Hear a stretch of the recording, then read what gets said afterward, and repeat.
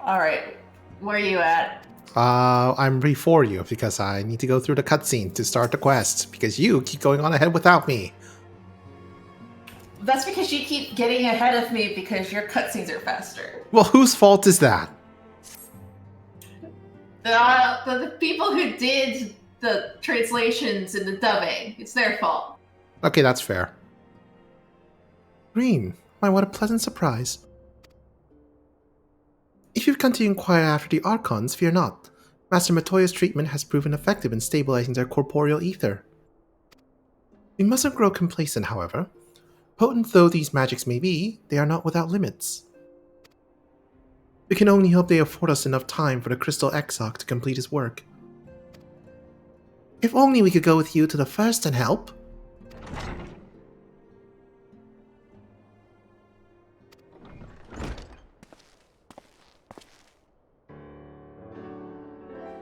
Ah, this guy. Ah, Green. It has been far too long, my friend.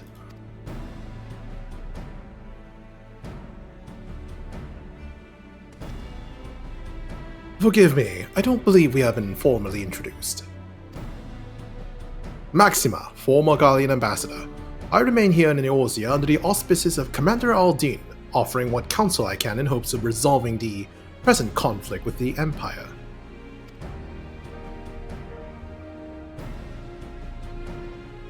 Ah, yes. I have heard stories of a defector from Garlemald, but never mind that. You said you have urgent news? Indeed. As you may have heard, the Imperial capital is in turmoil. Yay! And a sizable portion of the Gallian forces have been recalled from the Gimlet Dock. Okay, that sounds good. With their numbers so greatly diminished, the main host of the Alliance has withdrawn, leaving the Alamegan resistance to keep watch over the border. And it is there we have welcomed the most unexpected visitor who claims that this de-escalation may belie growing dangers and unforeseen threats.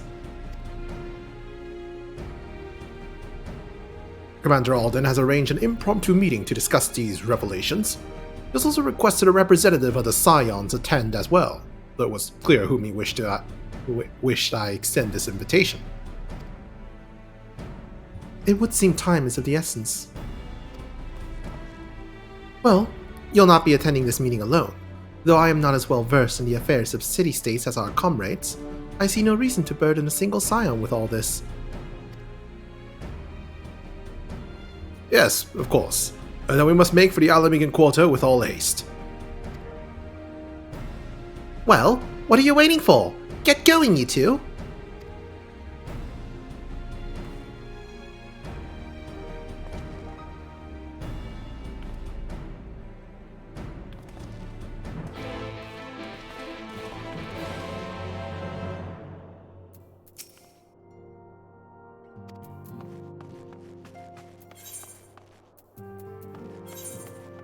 Right, I'm heading to the Alamegan Quarter. Unless if you need a teleport there. Nah.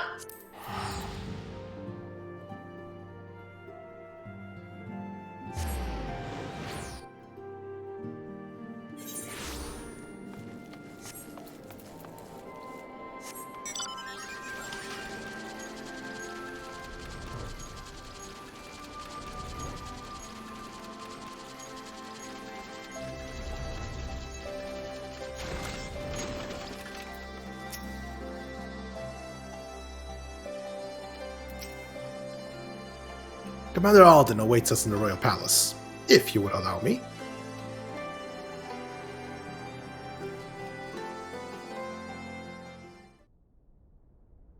Cutscene.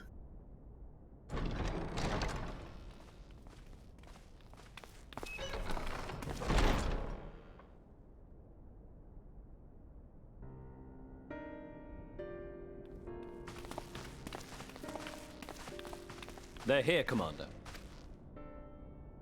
And I, for one, am grateful that they are. Told you've been busy since our paths last crossed at the Gimlet Dark. Not that I understand half of it. When the Scions spoke of other worlds, I struggled to describe what I pictured. Well, clearly this just means Eorzea needs more isekai stories. Mayhap things would seem clearer were I to hear the tale from your own lips. Well, I'm afraid the situation will not afford us that luxury. I trust you two require no introduction. We meet again, hero of Eorzea.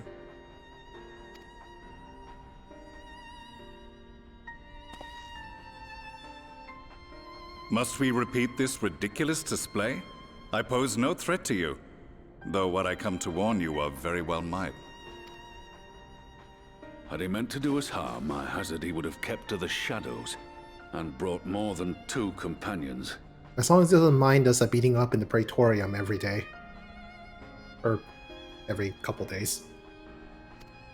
That's just us Need not pretend to be remembering the doing best that of every friends, day. But I hope we can put aside our differences for the present.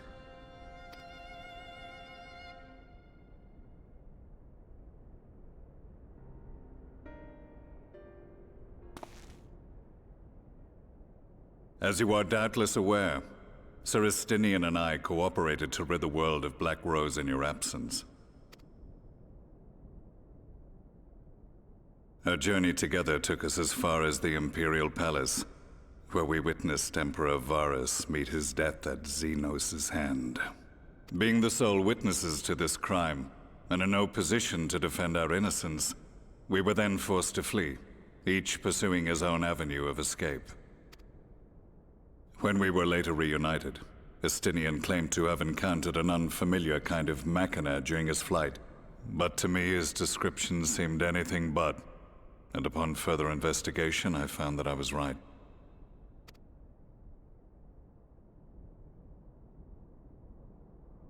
The Empire is developing a new Ultima weapon. What, that Allagan monstrosity, created to vanquish primals? With which you yourself once thought to conquer Eorzea? The same. In my foolishness, I sought to harness its power, and became the Ascian's pawn in so doing. But you know as well as I how that tale ended. The weapon itself, excavated from beneath this very city, was destroyed ere we could fully unravel its secrets, and that should have been the end of it. But unlikely as it sounds, the Empire's efforts to recreate it have somehow borne fruit, primarily through secret research conducted by the 7th Imperial Legion, it would seem. Wait, the 7th was all but annihilated at Cartano, along with its legatus. Indeed, few survived. The 7th, as it is now, has little in common with the Legion led by Vandarnus, and its leadership has changed hands several times since. Precisely how this project has continued despite such turmoil, and under whose auspices, remains a mystery. It's probably Ascians. It's always Ascians. What we do know, however, is that a number of prototypes have been produced, and that one of them is on its way to Eorzea. We attempted to stop it, but it was all we could do to slow its progress, so we resolved instead to bring you warning. And right glad are we that you did, though it soundly dashed our hopes that tensions might ease at last. As it is, we've begun to strengthen our presence in the Gimlet Dark, and are assembling a force to meet the coming threat. A force with you in its vanguard, I hope. Before you say anything, I know full well you have pressing concerns of your own. Your comrades remain in peril, and I would not ask you to forsake them. But the fact remains that you, and you alone, have faced the Ultima weapon, and emerged victorious. We need you. And so, when the time comes, if your comrades can spare you, I bid you lend us your strength. I've assigned an officer to await your word. The Ascian's downfall was to be the work of my remaining days, but it was my hand that kindled these flames, and I cannot allow them to spread any further. I will do what I must to see this mistake consigned to history once and for all, even if it means begging your aid. The Fates will enjoy the irony, even as I endure the ignominy.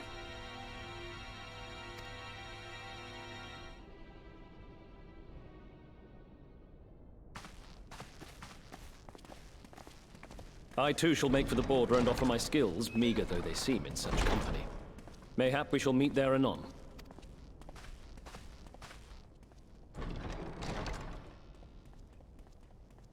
Though we can ill afford to ignore the coming of a new Ultima weapon, our friend's plight grows ever more precarious, and none save you can join them in the first. I only hope you are not forced to make a choice.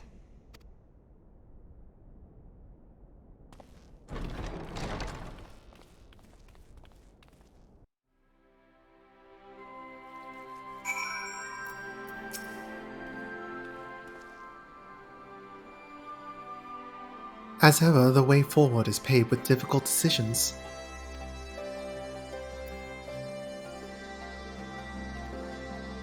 We can ill afford to ignore the threat of a new Ultima weapon, but with each passing day the plight of the Scions grows ever more perilous. If you cannot stay for a debriefing on the Ultima weapon, I will not stop you. I only ask that you confer with me before returning to the First. Side quest. Yep, we're gonna have to do those later. I take it you're ready to return to the First?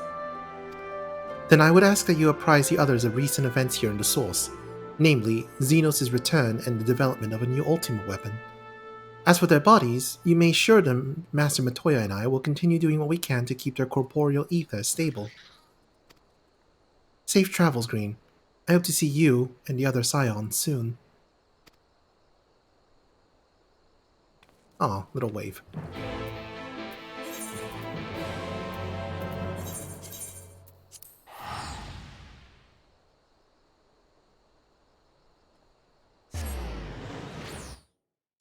Aw, my cat Punkle just came in the room and pawed at me, trying to get me to go back to bed with him. Oh no. Not today, poor boy. Pick him up and put him in your lap. He does not appreciate that. I am aware. Oh, give me a second. They started fighting. Ugh.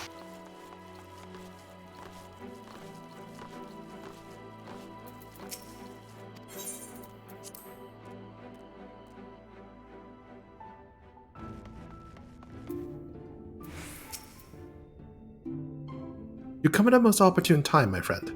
I made something of a breakthrough in my research on the soul and a means to return to Scion's home. I trust you two have been making good use of your time. Ill tidings from the souls, you say?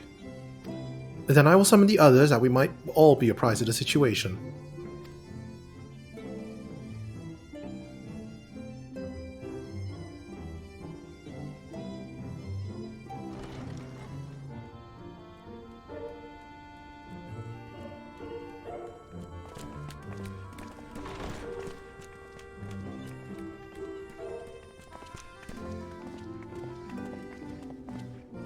Now that we are all here, what news from the source?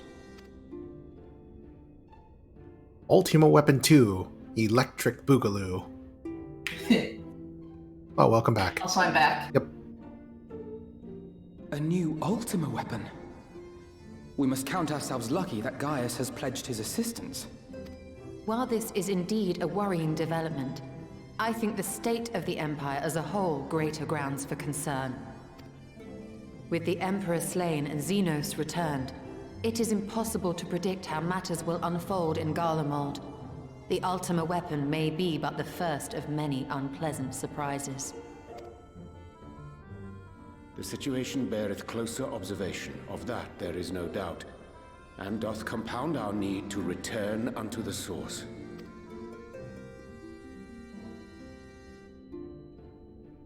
Then let us address that issue. Our long search for a means to see you safely home may well be nearing its conclusion. Thanks in large part to Urianger and Beklug's invaluable insight, we have succeeded in fashioning a vessel for the journey.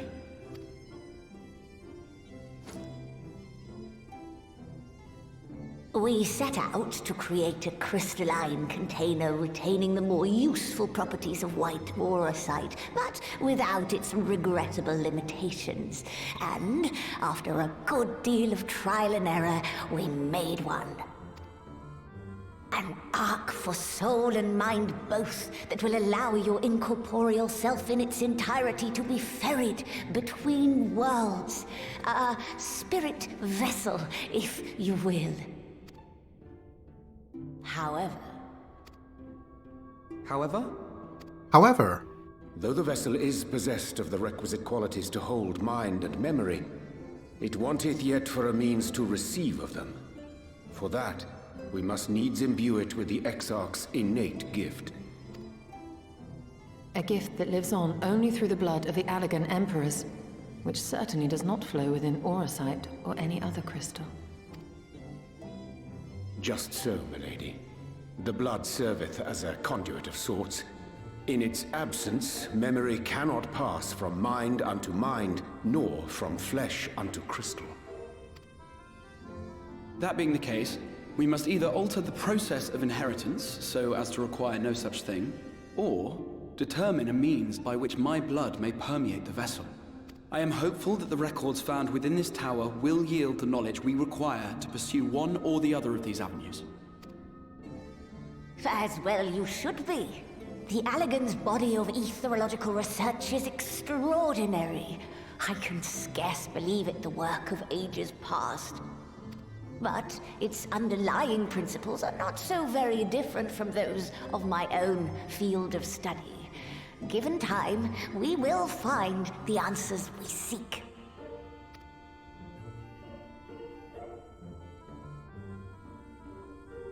I know that you can ill afford to wait, and it pains me that I must ask you to do so. I can only reaffirm my promise to you that a solution will be found. Whatever it takes, I will see you safely home.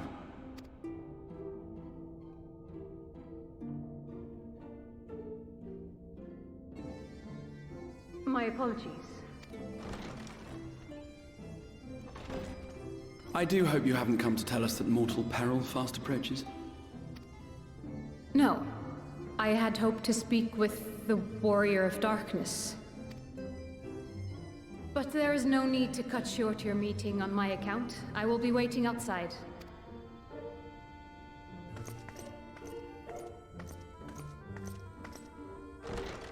Why not speak in here? She knows I don't mind. Unless she didn't want to. Perhaps I might accompany you. Though I am woefully ill-qualified to assist in the Exarch's research, I may yet be of some use to Lena.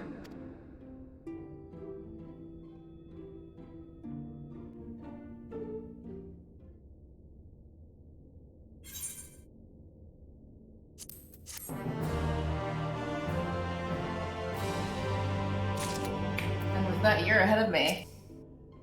aha!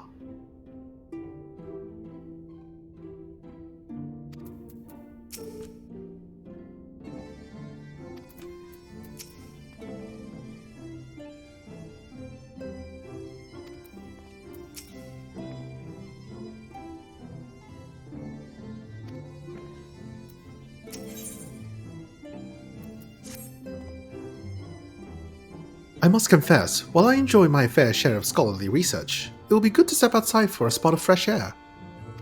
Now then, shall we go and speak with Lena?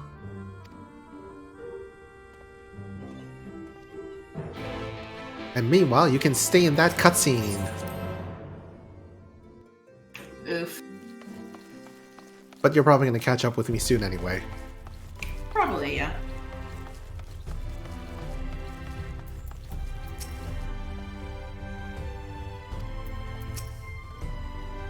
We have little time, so I will be brief. A Sin Eater has been sighted in Lakeland, and I ask for your assistance in slaying it. A Sin Eater? I had heard some few yet remained after the knight had returned, but perhaps we should call on the others. That will not be necessary. It is only a single Sin Eater, a simple task for our god, I should think. That said, I believe fighting alongside the Warrior of Darkness would be a valuable experience for them. Peace can lead to complacency, and they gain nothing from an easy victory. But you do not underestimate your foes, however harmless they may seem. My men would do well to learn from your example. Me? Why not Alphinaud?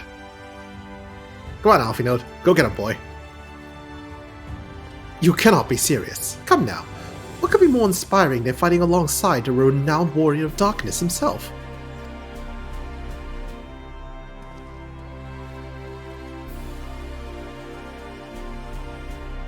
Excellent. Let us make for full job.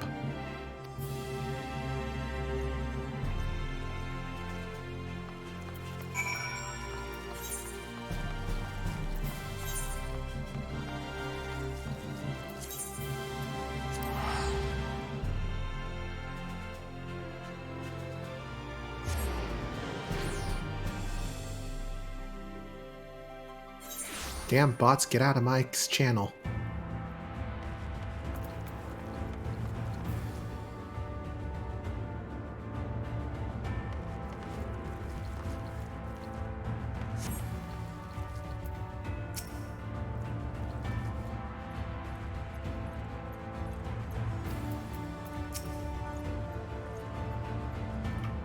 If you'll wait here a moment, I will gather the others.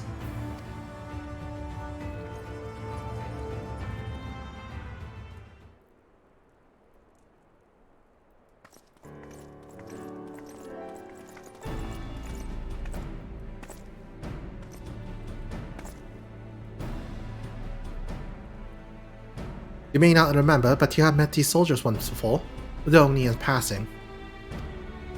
Long have they awaited the opportunity to fight at your side.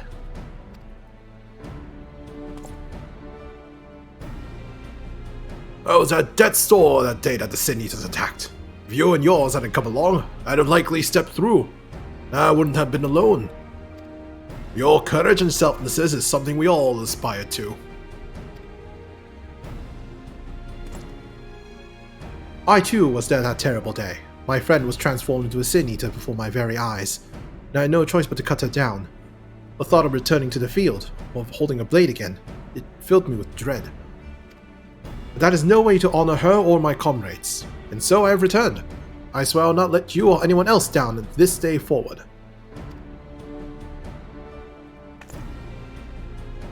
A pleasure to meet you, sir, truly. It seems like only yesterday I watched as you took flight astride an Amaro to go and save the Oracle. It's strange to think that your Moran soldiers we once locked blades with on our side, but we will do our utmost to keep the peace here in Lakeland.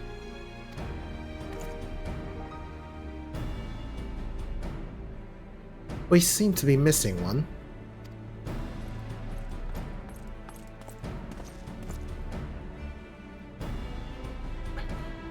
My apologies, Captain Lena. An elderly gentleman asked that I escort him to Clearmelt. It took longer than I anticipated. Isn't that like halfway across the map? I'll not begrudge your desire to help those in need, but a soldier must be punctual, especially when we play host to honored guests. It won't happen again. The name's Thaler. I'm sure you don't remember, but we met once before in the infirmary.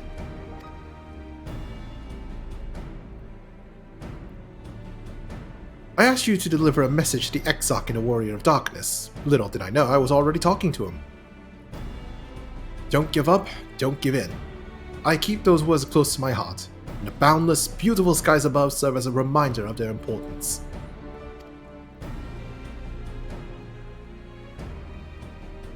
My friend got to see the Knight's return shortly before he passed.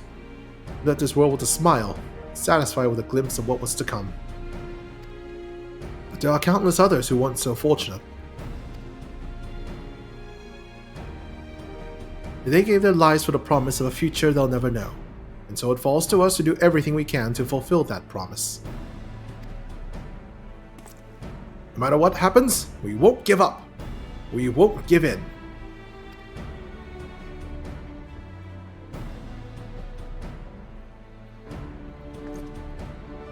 Your heroism has inspired all our guardsmen in much the same manner. Our scouts at the northern staging point have not had the pleasure of meeting you in person. Let us not keep them waiting.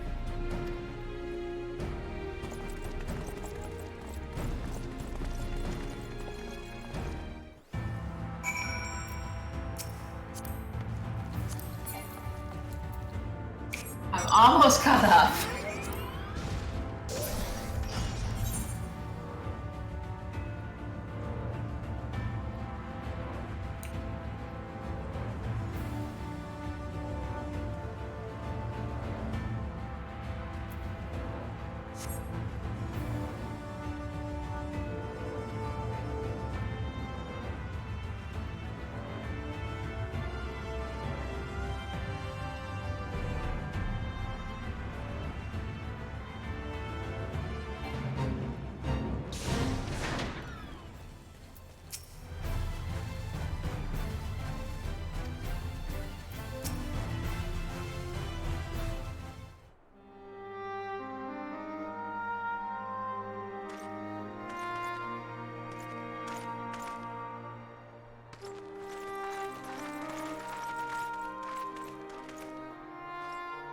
Did you slay this eater?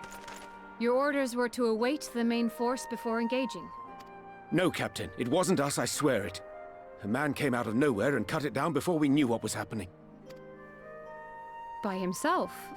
Certainly it is no light warden, but nevertheless. It's true.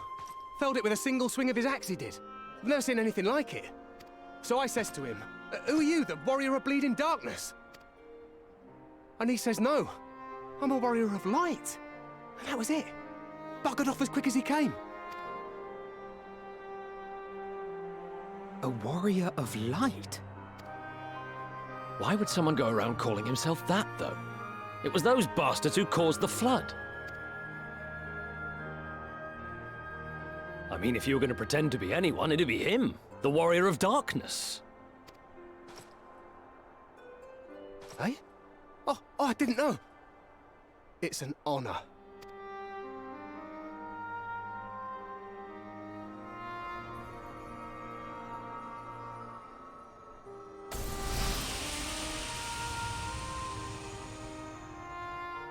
Since the Eater is no longer a threat, our work here is done. Return to your posts.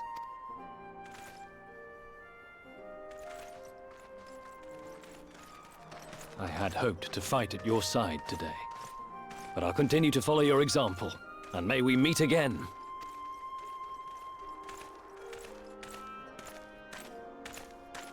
I apologize for the wasted journey. It seems I overestimated the threat. As for this warrior of light, I do not know who would be brazen enough to take that mantle for his own. Whatever it may once have meant, it is forever tainted by the association with the Flood. The Exarch told me the truth of Ardbert and his comrades' deeds, and I am aware they played some part in your own triumph. But to most, they are synonymous with the calamity that befell this world.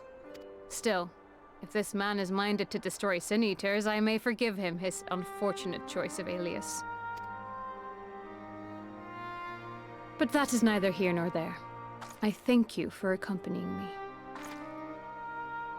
With that concluded, shall we return to the Crystarium? There is a proposal I should like to make.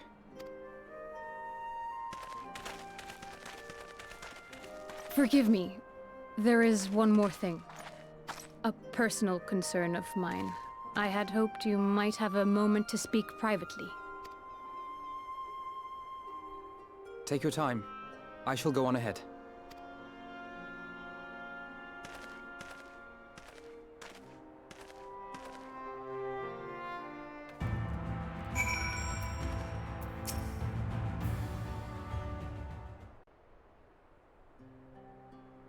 A second I will not cutscene. mince words.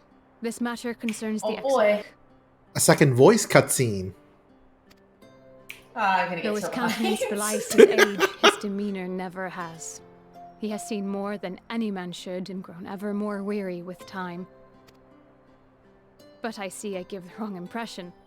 While it is true he attempted to open a letter with a salmon fillet the other evening, we are not here because I suspect his mind is deteriorating. Nor do I believe him to be so maddeningly unconcerned by the prospect of his own death as he once was. Indeed, the opposite is true. It is for this reason that I seek your advice. Since he returned from the Tempest, the Exarch is not as he was.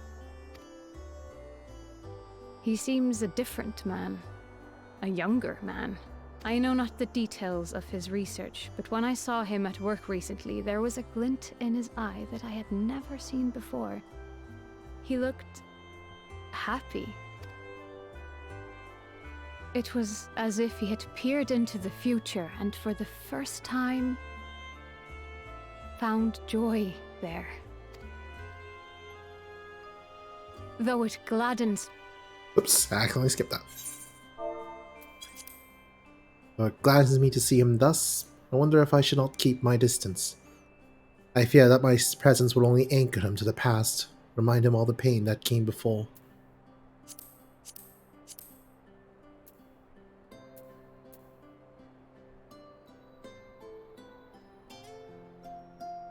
Anchors keep us where we have chosen to be. Is that so? Then perhaps we might remain as we were. As we have always been. What a relief. In that case, I will have to speak with him about the amount of time he is spending at work. This research is important, I know, but if he refuses to consider his own health, I will have to consider it for him.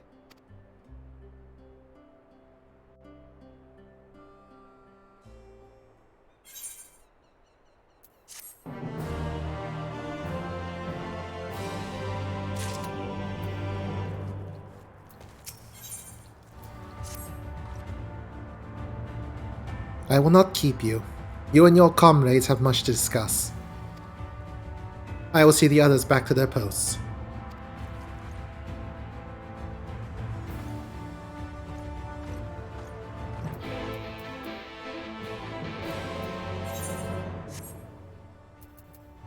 I see you back at the Crystarium, Kira. Okay. I just learned that he's opening letters with a salmon knife. Yeah, he mentioned that in if you talked to him before you left. I know, I'm just saying, I just went to that dialogue. The point, yeah.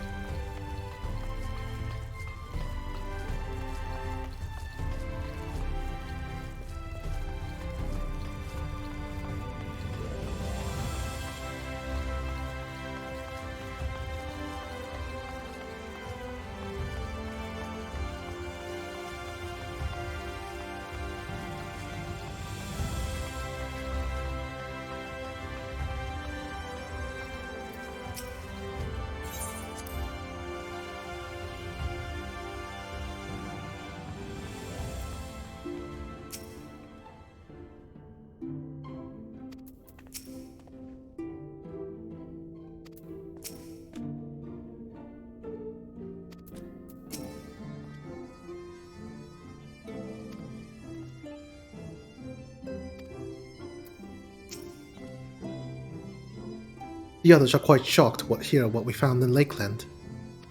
But now that you're here, there's a proposal I should like to make.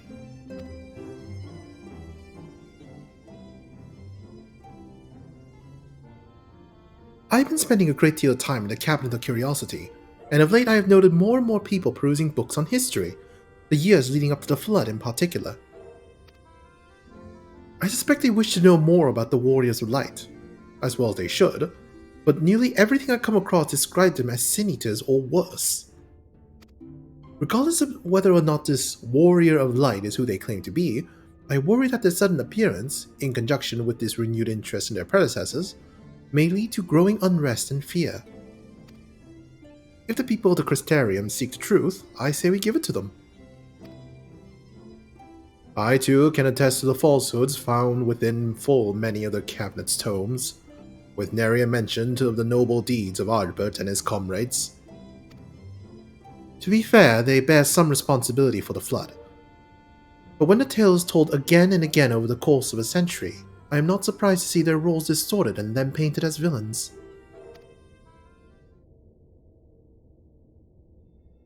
Were it not for the records stored within the Crystal Tower, I would have had no reason to question the narrative.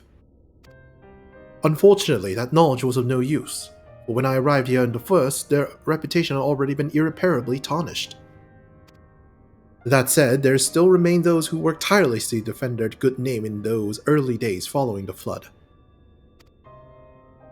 Considering all the good they had done, I find it a wonder they needed defending at all. They brought to justice the man who misused my knowledge to bring about the fall of Boabert. That such heroes could be spoken of in the same breath as sin-eaters is absurd. Under normal circumstances, I would agree.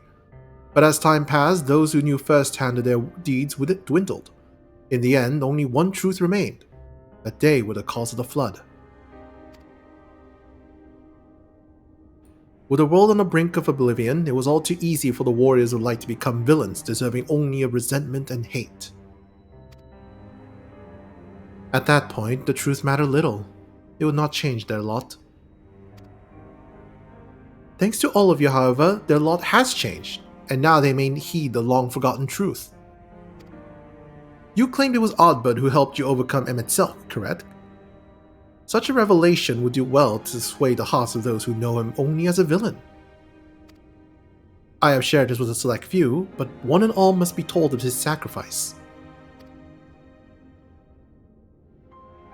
To that end, I say we proceed with Alphinaud's plan. We call together the people of the Crystarium and recount to them the true tale of the Warriors of Light and the flood that followed them in their wake.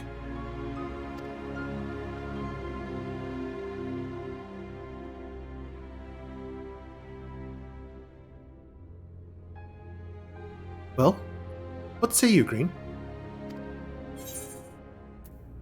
I wish we had done this sooner. In hindsight, I agree.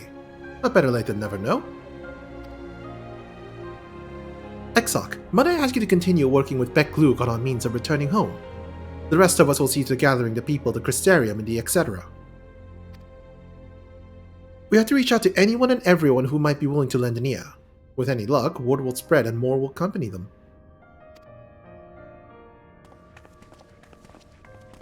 And I'm sure nothing will go wrong at all. Because that is how Final Fantasy works.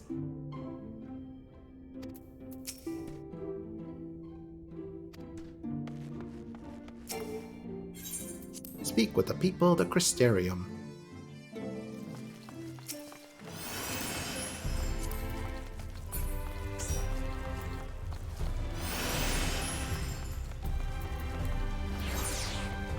Which way? Oh, there's one in the infirmary. Oh, I went south and I was going to go upwards. Eh.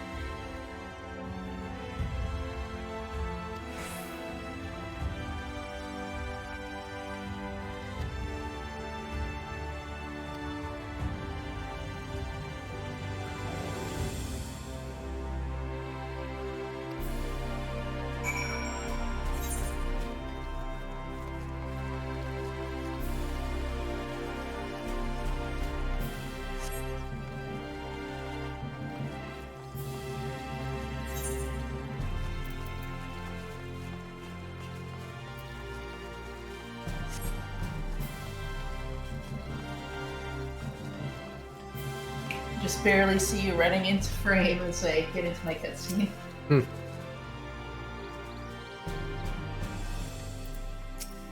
You even have your nameplate even far enough away. What? You didn't even have your nameplate on my screen, like Ah. your name above your head, because you're enough of a distance. There you are. Between the four of us, I dare say we swept the Crystarium from top to bottom. Now we need to wait for the people to gather.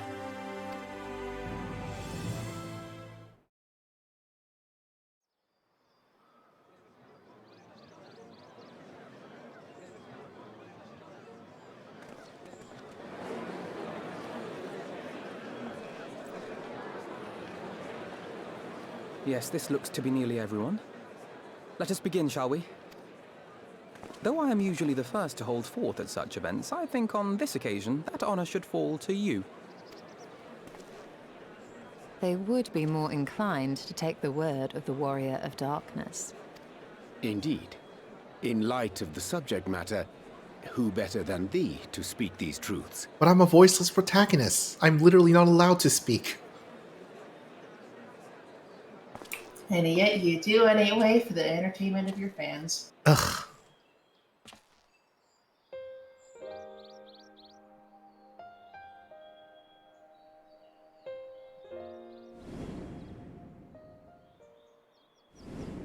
Hope you've done all the role quests. Oh, I did. And you could explain it to them.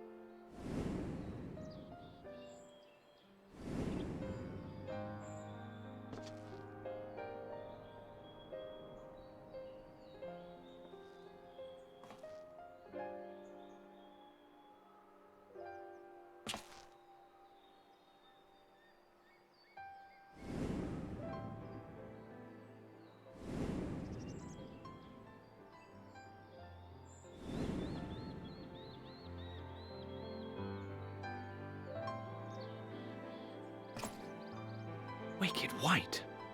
The Warriors of Light did all that? So they never... I mean, they only ever wanted to help. And when everything they'd done turned to ash, they still carried on. They gave everything to stop the flood. First their lives, then their souls. And they managed it too, in the end. They saved us. And we cursed their names.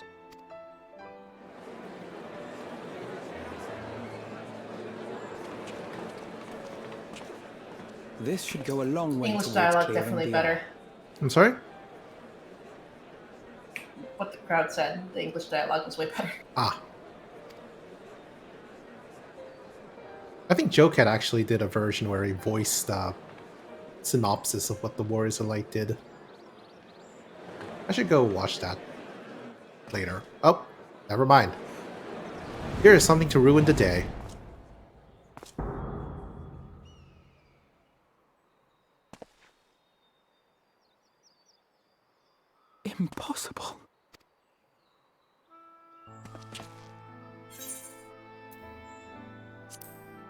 You can see him too? So he's not a I ghost. definitely see something. You don't think it's a ghost, do you? Nay, yonder standeth no bloodless apparition, but a warrior of light and darkness both. Ardbert. What in the world?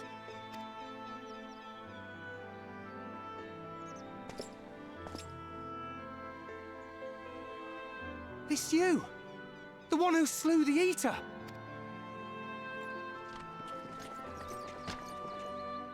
That it should be the warrior of darkness who brought the truth to light. You've saved me a fair bit of time, though I have a few words of my own to say, if I may.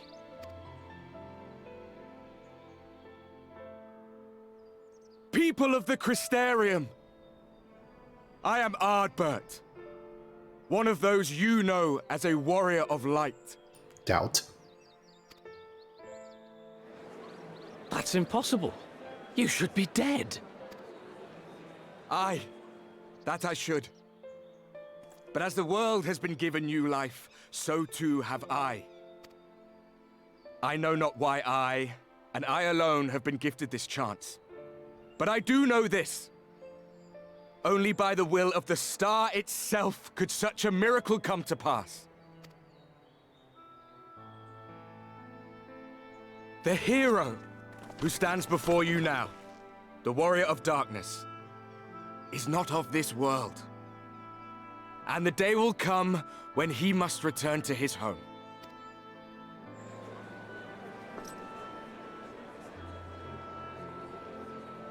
But this land is our home. And if it is to remain so, now and forevermore, it is we who must protect it. The time to rely on saviors from afar has passed. It is you who must rise. You who must become the new warriors of light. What? Us? Warriors of Light? Now, this sounds good on paper. What's the catch? None of He's us an were imposter, born I bet. heroes, my friend. Probably.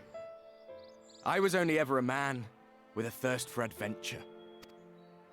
But wherever my journeys took me, I was invariably confronted with the same choice. To lend what aid I could to those in need, or not. And I always chose the former. Any one of you could do the same. All you need is the will to help your fellow man, and the resolve to see it through.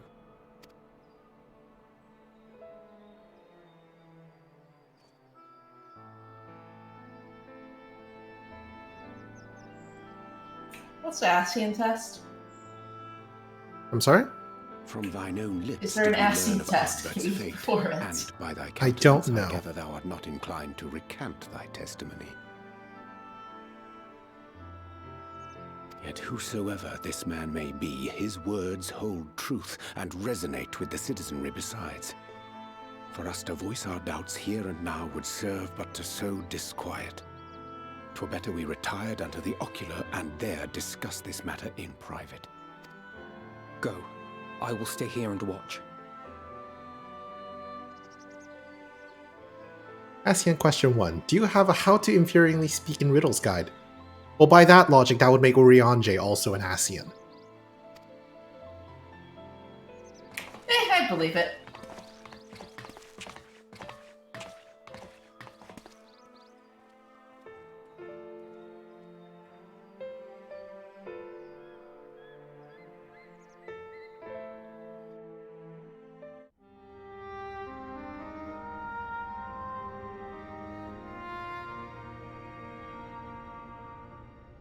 So, that is a warrior of light of the first.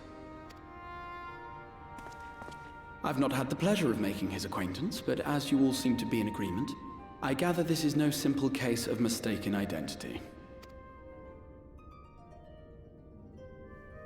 As far as I was able to discern, that was indeed Ardbert.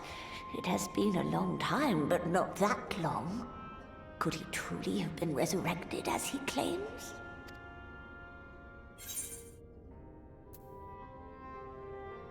No. Definitely not. Ardbert did entrust his very soul unto thee. I see no reason to question thy judgment. Nor I. To my eyes, your ether burns as brightly as the day you slew Emmett Selk. That is proof that he is with you still. Yet that which standeth now before the people is far more than a passing imitation. I am reminded of the cardinal virtues, though a sin-eater he is not. Which leaveth but one plausible explanation. That he is an Ascian.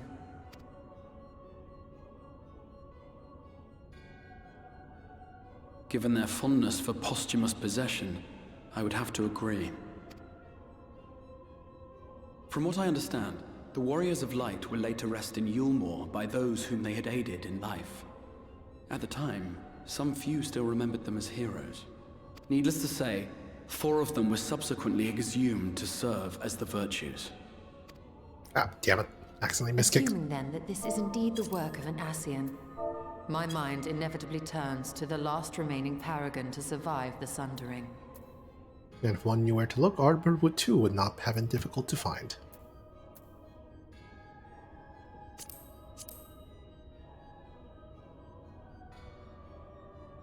Elidibus.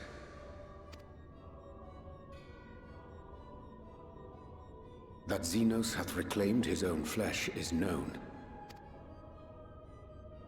Thus evicted from his borrowed form, and cognizant no doubt of Emmett Selk's failure here in the first, 'tis quite possible the emissary chose Ardbert for his next vessel.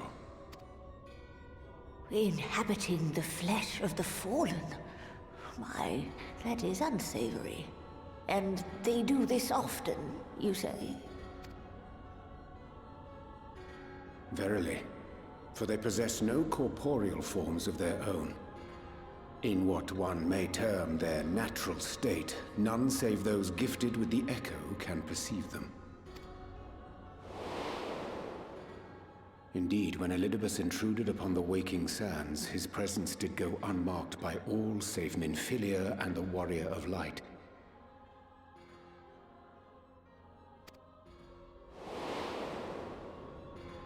On that occasion, I myself remained ignorant of his coming until after his departure. It was only at a later juncture, when he deigned to appear before me in borrowed flesh, that I was finally able to take the measure of him. In such puppetry do the Ascians engage when they seek to influence the course of history. And they have gained much by it. Emmett Selk single-handedly built the Garlean Empire in this manner, while La Hebrea came close to conquering Eorzea, having taken possession of Thancred's living body. I mean, I could believe that. I'm sure Tataru could even blackmail all the Ascians and then some. Yet it must needs be noted that the Ascians cannot avail themselves of all mortal vessels. For were they able to do so, none would serve as a better pawn than our own redoubtable champion. Mayhap the blessing of light shieldeth Hydaelyn's chosen from Ascian influence. Or mayhap other forces are at work. We cannot say for certain. Whatever the reason, I hope it holds true. I dare not contemplate what might come to pass otherwise. Is it not peculiar, then, that Ardbert's mortal remains should be susceptible, given that he was once a warrior of light? Or did the final departure of his soul make it possible, perhaps?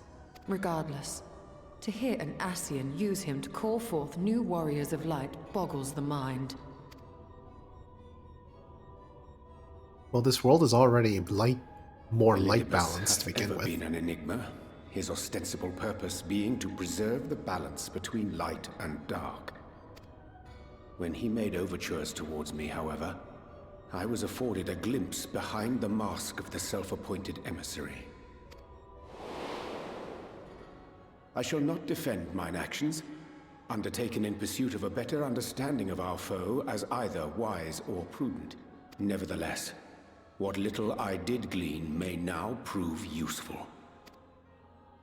Elidibus possesseth a subtle mind, practiced in the art of manipulation.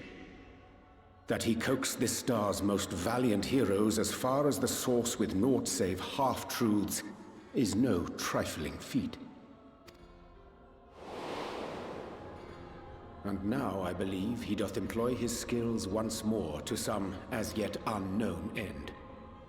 Though naught is certain, should my suspicions prove true, we shall have need of all our wits if we are to uncover and thereafter thwart his plot.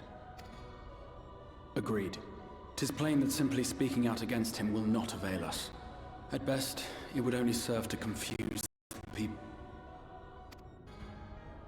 And I would hesitate to do anything which might tarnish Ardbert's reputation once more, nor yours by association.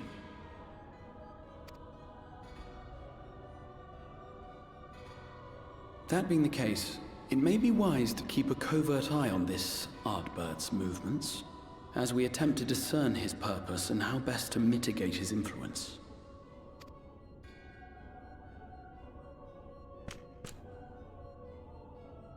His performance appears to have concluded.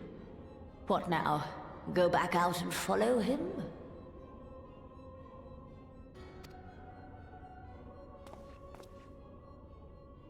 Twould appear Master Alphino already hath pursuit in mind, and I suspect one pair of eyes shall better serve our cause than half a dozen. Let the rest of us maintain an inconspicuous distance, for the present at least.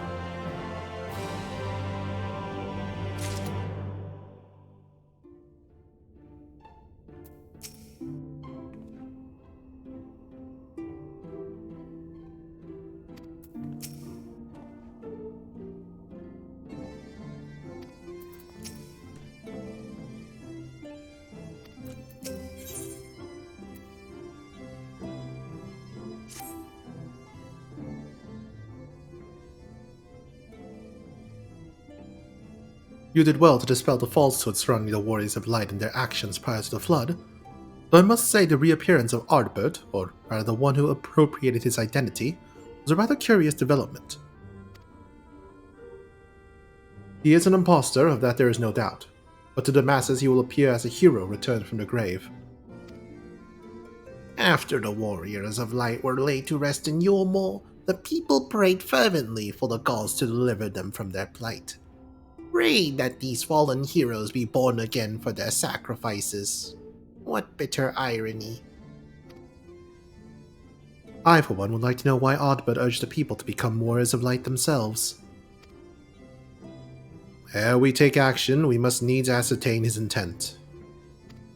Let us pray that Master Alphino returneth soon with that most essential knowledge. For now, I think it best to apprise Thancred and Reen of our efforts. When we do confront Ardbert, we shall no doubt have need of their strength.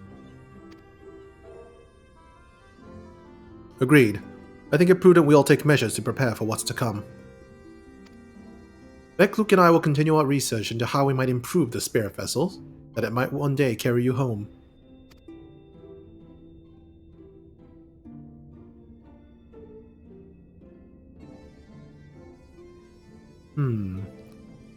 Then I think it time I return to the Greatwood. Until now, everything we have learned of the Ascians have been handed to us at their leisure. But that was one of Amit Selk's unique failings. I have no reason to think Elidibus will be as forthcoming. Fortunately, I recently received word from Fano that heretofore unexplored chambers have been discovered deep within the Kitana Ravel. Almit believes the relics will within tell of a great calamity that befell an ancient civilization, that of the Ascians perhaps. They may lead us to the truths we seek. You mean the ruins of the Great Serpent?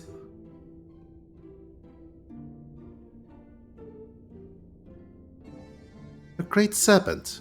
I see you've been studying your Ronkan history, but No, I've heard nothing relating to the Wood's Protector. Still, should it prove relevant to what lies within, your expertise would prove invaluable. Hooray! Our tribal quest knowledge came in handy. When you are ready, make for Fano. Ahmed and his sisters will be expecting us. Then let us be about our tasks. Pray give my regards to the V's.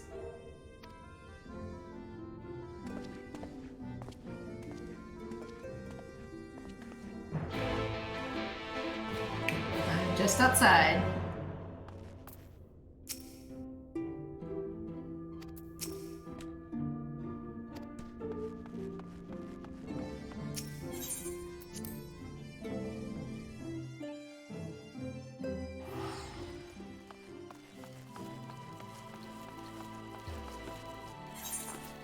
Thank you.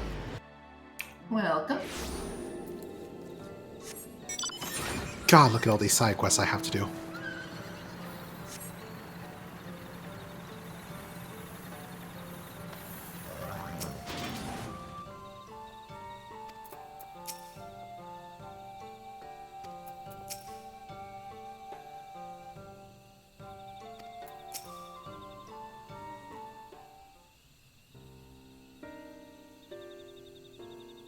Welcome, allies of Ronka. We've accomplished much since last you came. With the Light Warden dead and his minions dispersed, we have at last reclaimed our hunting grounds near Raktika Falls. It was there that we discovered more ruins. Although we ran afoul with no traps while exploring its halls, we determined that the innermost chambers were warded by magic. And we all were in agreement. Before any investigation could proceed, you should be summoned. We are grateful that you did. From what you have told me, I strongly suspect that the wisdom my comrades and I seek can be found within. This wisdom could prove invaluable, but we may soon face a foe whose greatest asset is our ignorance. I see. And it is good that you have come, for Ronka was once home to the greatest of weapons, knowledge and understanding. And it is our duty to ensure you and yours do not want for either. That said, we must proceed with caution. To have reached the inner chambers unmolested suggests a more formidable deterrent yet lies within. Come now, surely any threats sleeping within the ruins pale in comparison to those we have faced thus far. This is not a game, sister. You should not be so eager to run headlong into danger. Oh, and who is it pining for the return of our allies that we might venture into the ruins, clutching at her staff at night, wishing it were... You promised not to tell! Then I suggest we be going. Get back here!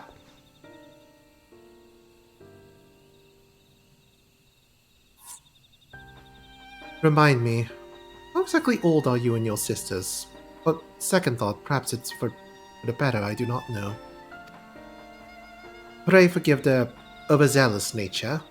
None save we three have been privileged to escort you and yours into the ruins and bear witness to its secrets. Their hearts now burn with a curiosity that is not easily satiated. Please, you needn't apologize. As a seeker of knowledge myself, I understand full well their enthusiasm. And if not for your sedulous efforts to protect the ruins, we would not be afforded this opportunity. Speaking of which, I believe I have kept you away from the ruins long enough. Come, let's make for the Kitana Ravel.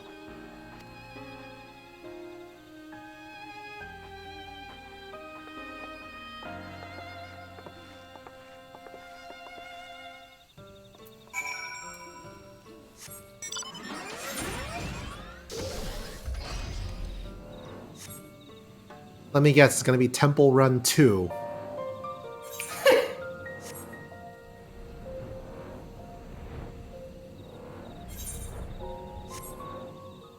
I swear, if there's another Indiana Jones sequence where I had to run from a giant boulder...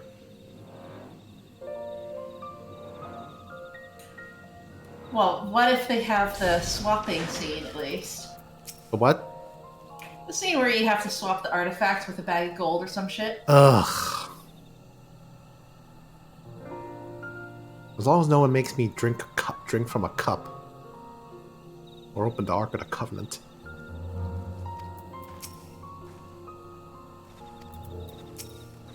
Or find a crystal skull. I mean, Final Fantasy, crystals. Good point.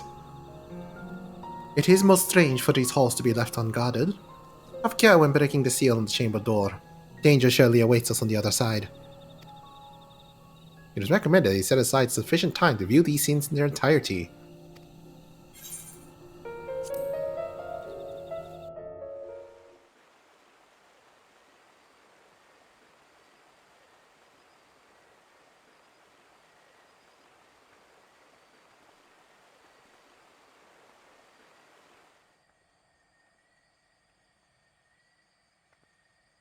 Come. Our new discoveries are to be found this way.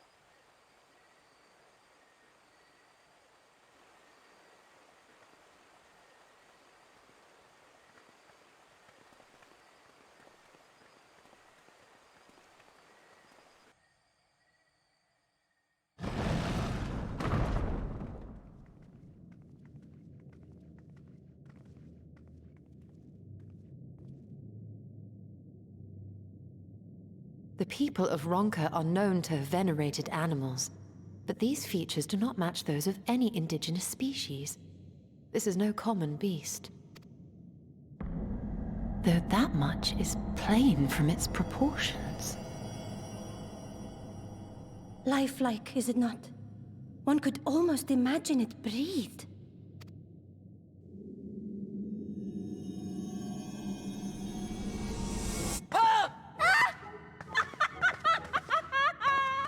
Why you... Ugh.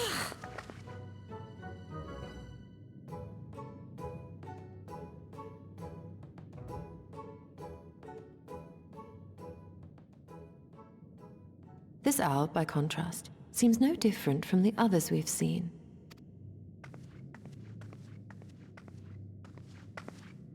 The sealed door lies ahead.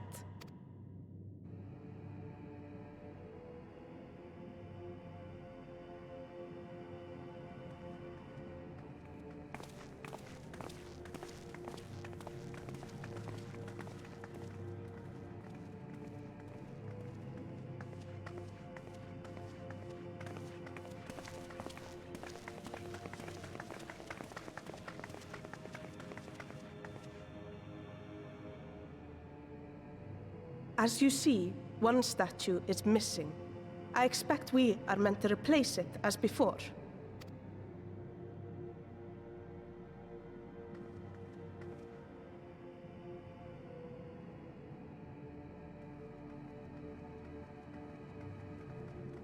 Too simple.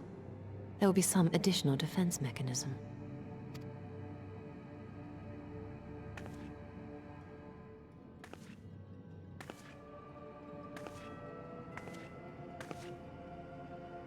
Just a moment.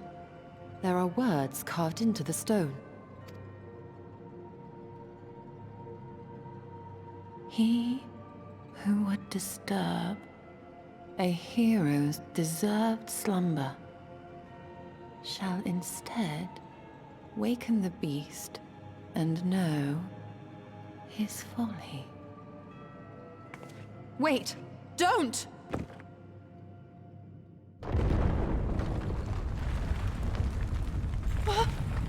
What? But I only... What is happening?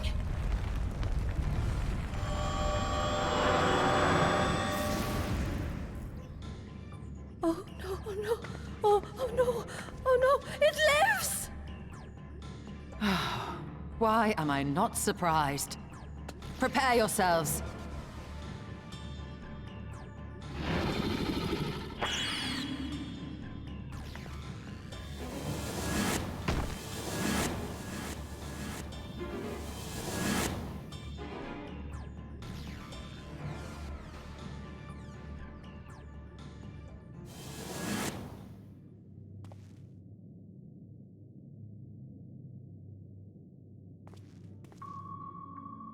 Teleported somewhere against my will.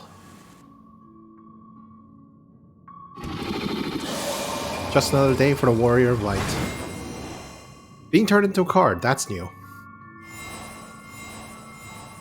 So, why are we playing Yu-Gi-Oh? I don't know, but I need more. But I haven't brought my own deck. Well, I guess I do have Triple Triad, but I don't think those are. I don't think that counts here.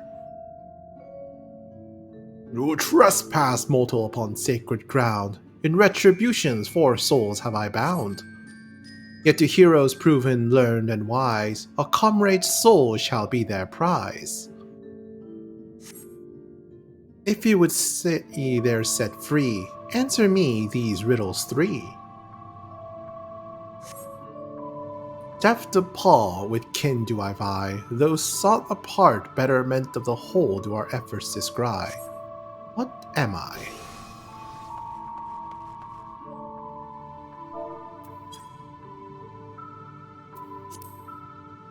Deaf to paw, with kin do I vie.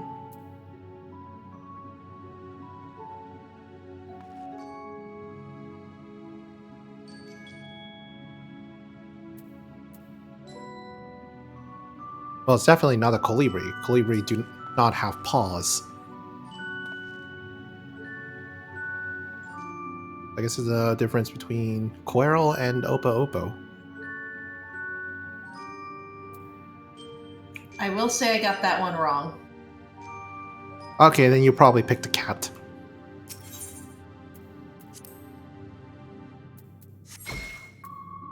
Indeed, the Opo Opo is keen and shrewd. The spirit of ingenuity, by whose guidance the and it skipped.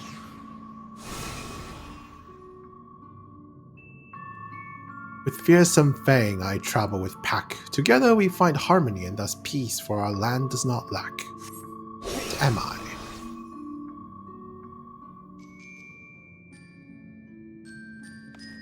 Well, that's a wolf. Indeed, 'twas spirit of the wolf their doctrines prayed, that they should know peace and harmony to the end of their days. The riddles answer you did discern, and thus to you a soul returns. My belly do I crawl, by my strength does the prosperity reign within our hall. What am I? Okay, well this one's simple.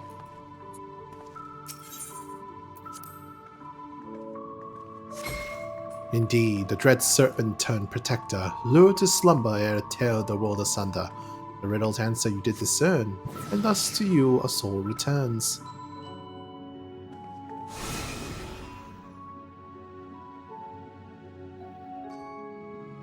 Desire you that which I had claimed, then we shall play another game. A test of mind and memory. Choose wisely, and you all may yet go free. Twixt these talismans hide friend and foe. Choose your companions well, or sorrow no.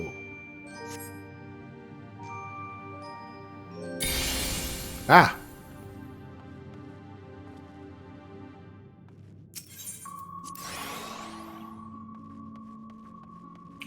Did you get any of those wrong? I was a little focused on my own. I did not know. You little shit.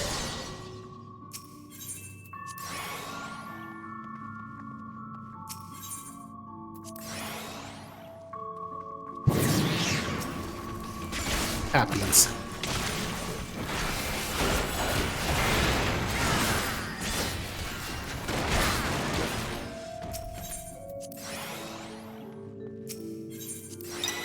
There we go. Your comrades are assembled together at last. Yet still there remains one trial you must pass. If you would glean the knowledge enshrined in this earth, I would first take the measure of your worth.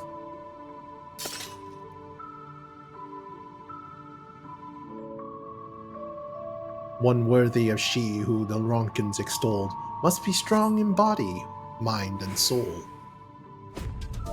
Sort of said? Yes, it did. Defeat the Waka.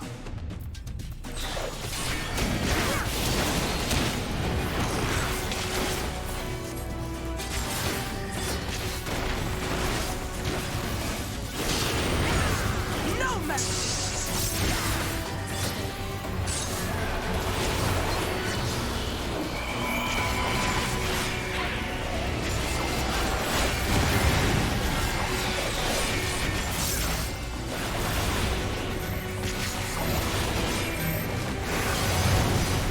Oops, missed the sack button.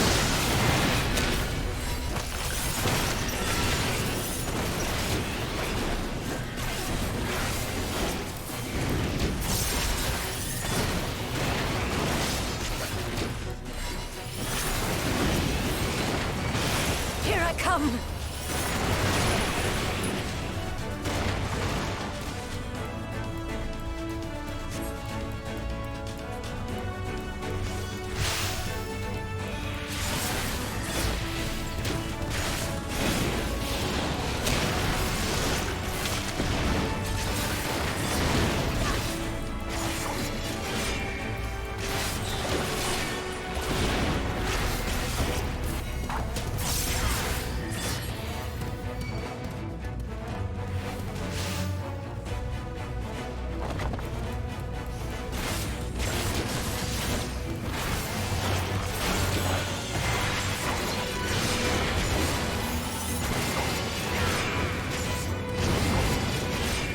I will not hold back!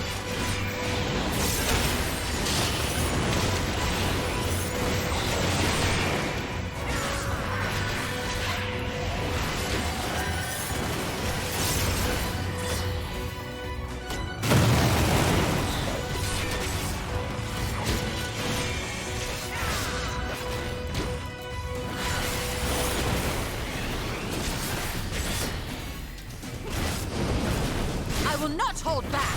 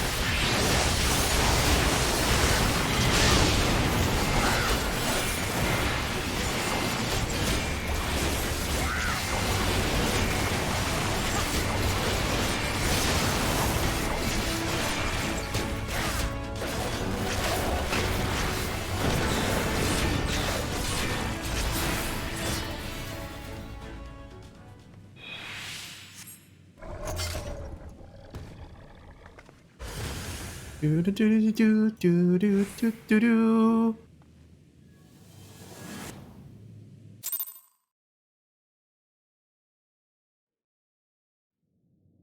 Well, at least it wasn't another temple run.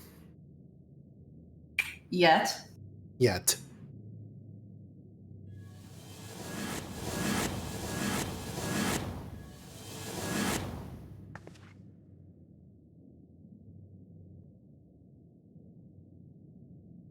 Twould seem the magics have returned us.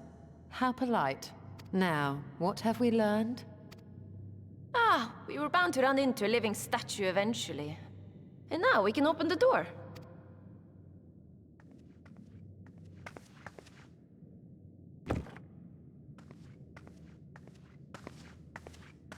The answer is she learned nothing.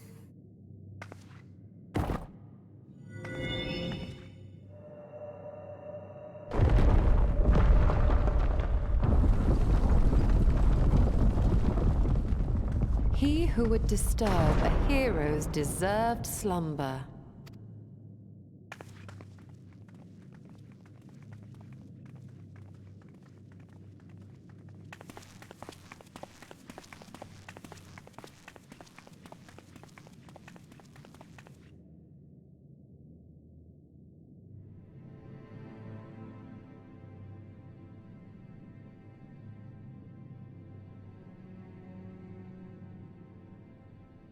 A tomb, just as I thought.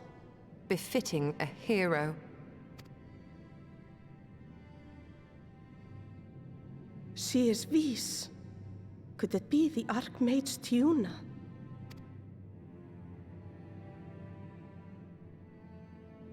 A legendary hero of Ronka, as you surmised. The tales tell of how she smote entire armies with a single incantation, So potent was her spellcraft, though she ever fought in the name of peace. I thought them no more than tales. To think she really existed. Well, I, for one, always believed.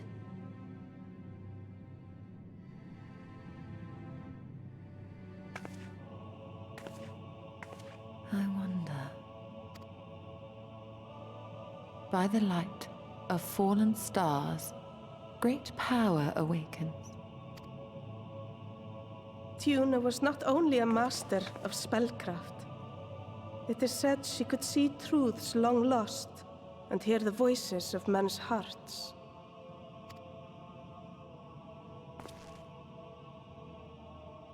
Naught less than the echo. In which case, none of this is mere coincidence. A shower of stars setting the sky aflame.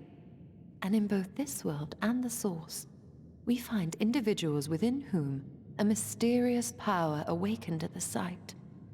We can never unpick the why of it. Now, however, I believe we might. Does the scene depicted here not resemble the one we saw when we first ventured into the Katana Ravel? Moreover, does it not recall that which Emmett Selk invited us to witness in Amarot?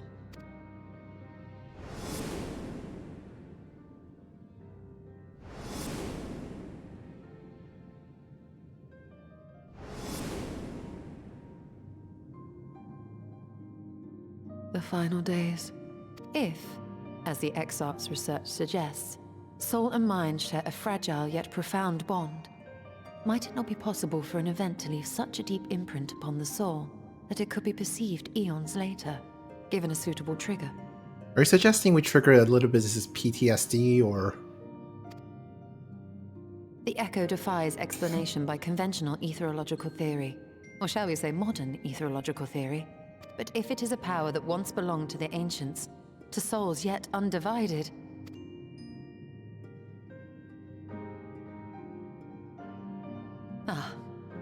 It would seem I have entered the realm of pure speculation, and I call myself a scholar. I shall refrain from making any further wild claims until such time as I have evidence.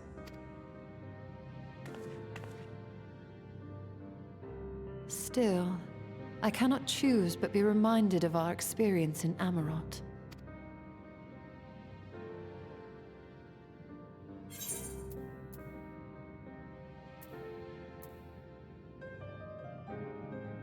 Well, I'm not gonna I won't forget that anytime soon. Remember us.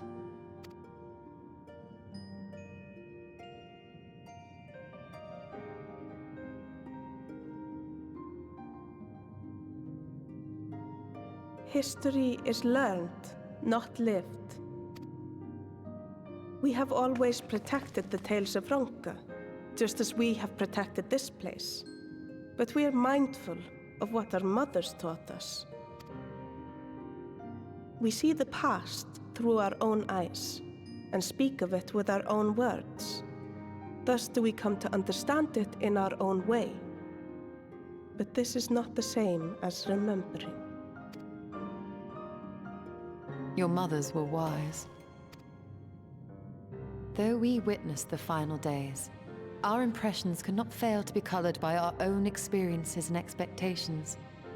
Those who lived through it would have perceived the event quite differently. We must bear in mind that it is no simple matter to keep the truth alive, or it will die with Emmett Selk and his kin.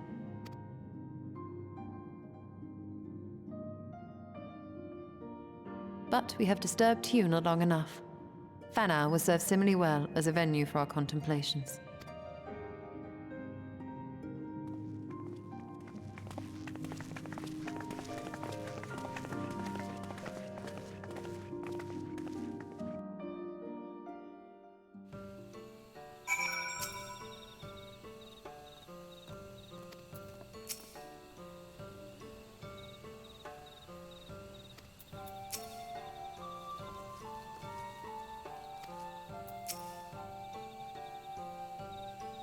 By your pensive expression, I take it the tomb has given you much to think about. That is well. In time, the knowledge you have gained will lead to understanding, and thus arm you for what is to come. Before you leave, however, I would speak again of the teachings of our forebears, of histories learned, not lived.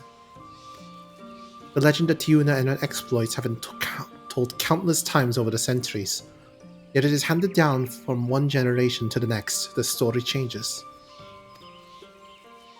With each telling of the tale, there are new flourishes, details change or lost. We can never truly know how she lived, for we were not there to see it. But we are here now to bear witness to your life. We have seen the change you have wrought, the echoes that will endure long after you are gone. And though too it will change in time, I swear to you, we will do our best to preserve your story.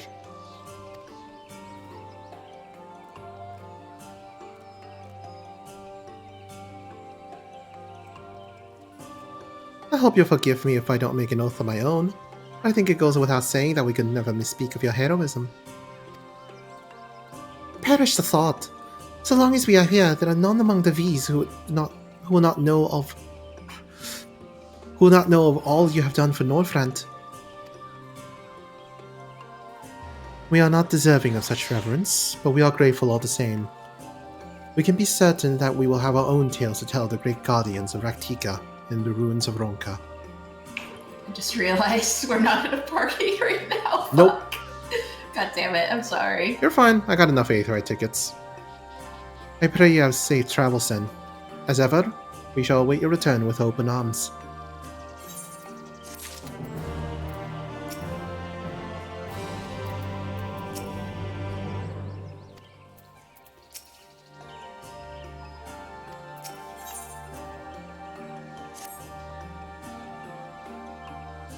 Although we learned not of the Asians, the insight we gained into the Echo made our trip worthwhile.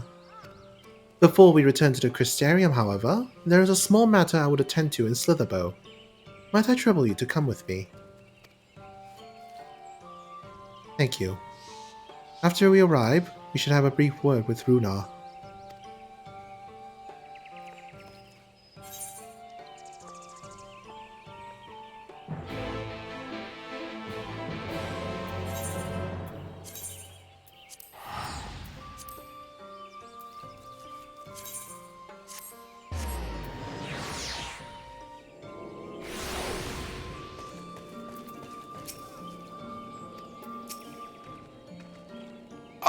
Green, it is so good to see you.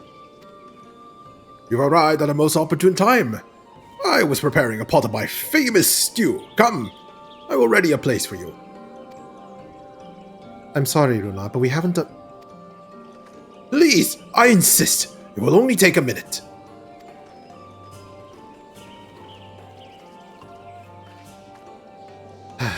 My apologies, Green.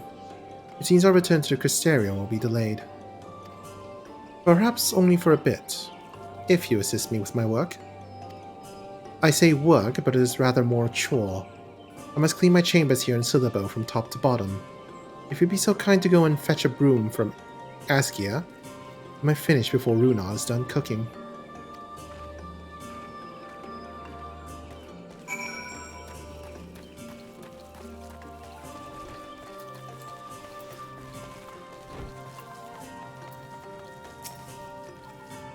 A broom for Master Motoya. I cannot imagine why she would have needed such a thing, but here you are. It is old, and sturdy, and sure to suffice.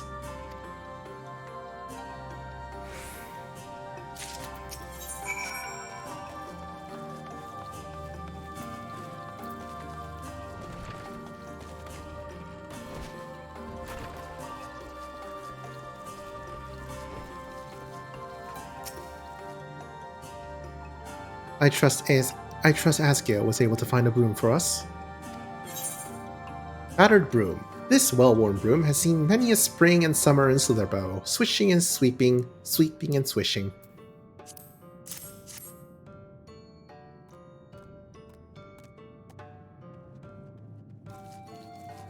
Well worn. Good. This would prove difficult otherwise. Though I must say, I think I did rather well in not having a broom thus far.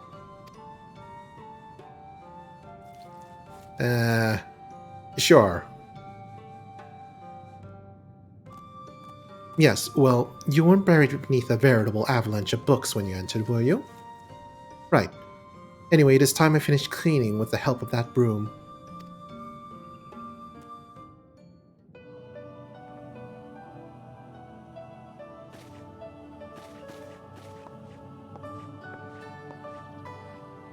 You're not going to actually use it? Are you going to animate the broom to doing your chores, Yestola?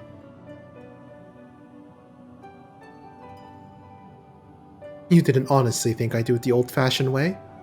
That broom is more than capable of sweeping by itself. Or rather, it will be.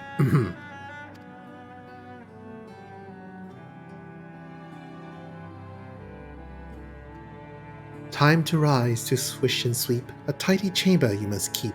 To this task you shall be bound, until no dust is to be found.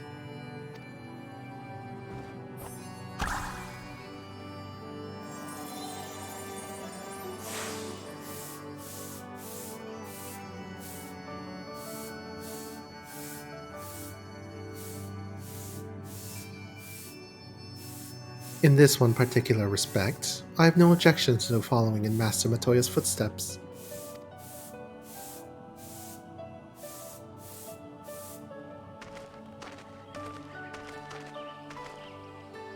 In future, I may need you to remind me the pursuit of knowledge does not preclude other equally important duties, such as maintaining clean quarters for said pursuit.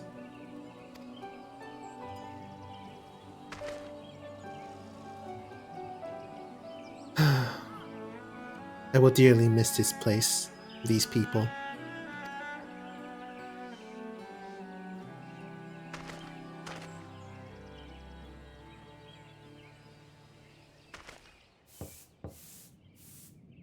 Sad boy. Yep.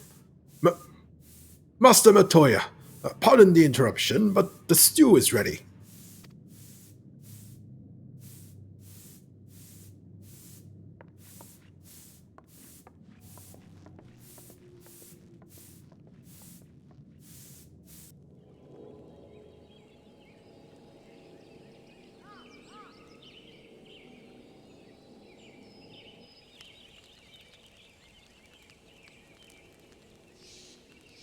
Is something troubling you? You've been rather quiet.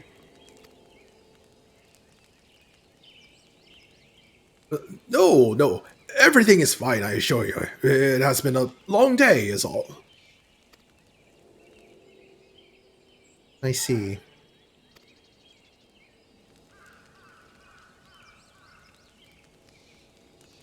Stola!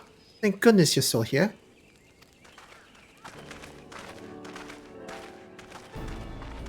Oh. It's the gang. Alphinode? I thought you were following Oddbert.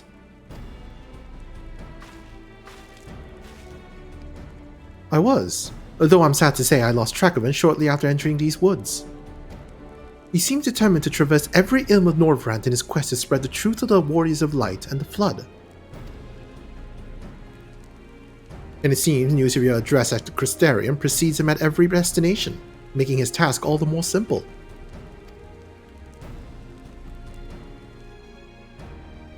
It remains to be seen to what end he encouraged the people to become Warriors of Light themselves.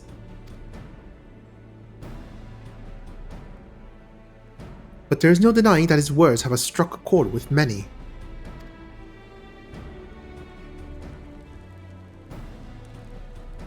Well, we're all agreed that this is just another Asian ploy, yes? He commandeered corpses before and to no good end. I see no reason to think this time is any different, especially when it's that of a fallen Warrior of Light.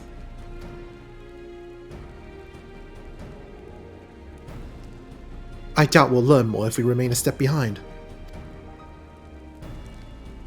His next destination is, in all likelihood, Slitherbow.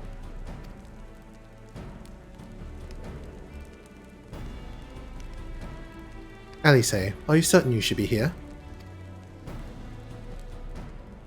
if you're concerned about Halric and the others, we needn't be. Their treatment is going well, but progress is slow and exhausting. For all of us.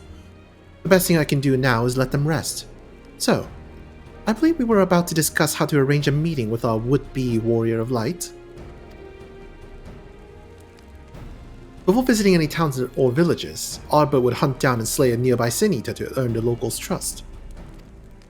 Our best chance of getting ahead of him is to find one before he does. Thankfully, Thancred and Reen are returned from the Empty and have taken up the search. Reen believeth one may lurk beneath the boughs of a woven oath. Then that is where we shall start our search.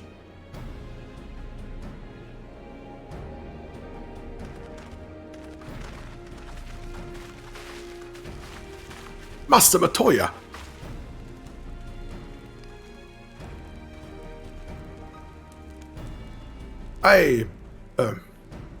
One bowl of stew will be awaiting your return. I look forward to it.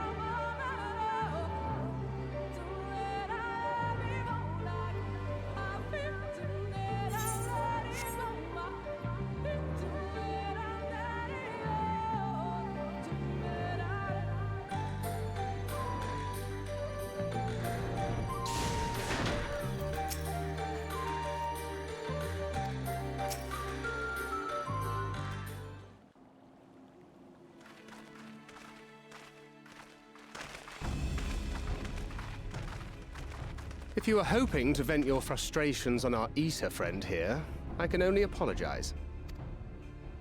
Few as they are now, it took us no time at all to track it down. That suits our purpose perfectly. Now we need only wait for Ardbert to arrive.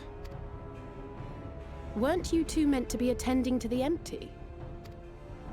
We were indeed, and we've made a certain amount of progress.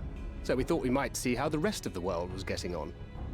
From what we can gather, the answer is strangely. Right now, we think we can do more good here. It is heartening to have all present. Indeed. We will be glad of the additional hands should matters escalate. Our quarry has come.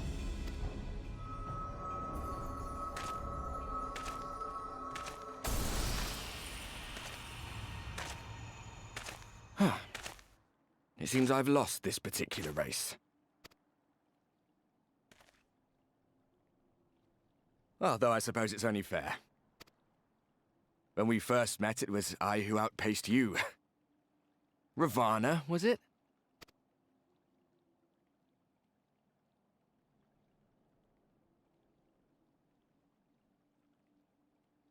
But where are my manners?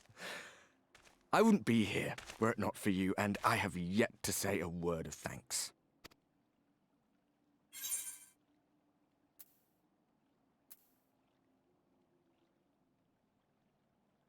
Ask whether he wishes Seto were here.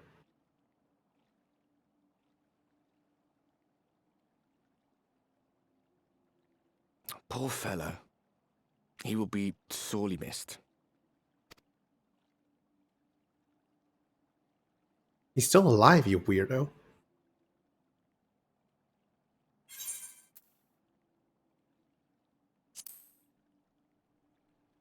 I thought you were supposed to be good at this. Very well. Let us forego this pretense. After all, it was never you that I needed to deceive.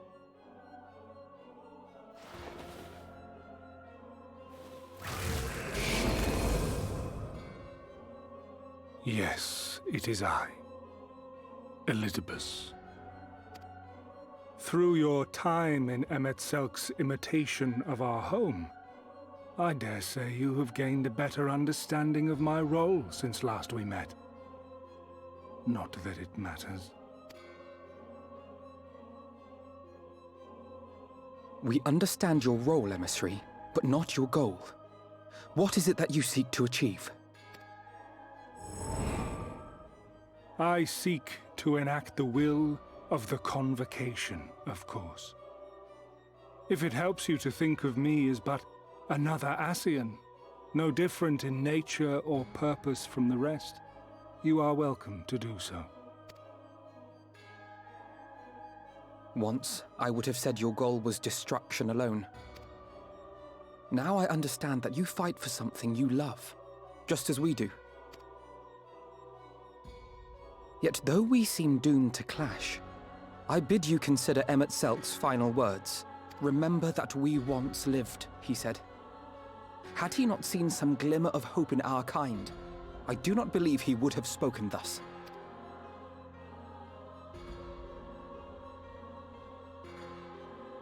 None better understood your plight than he. His words must surely be worthy of your consideration.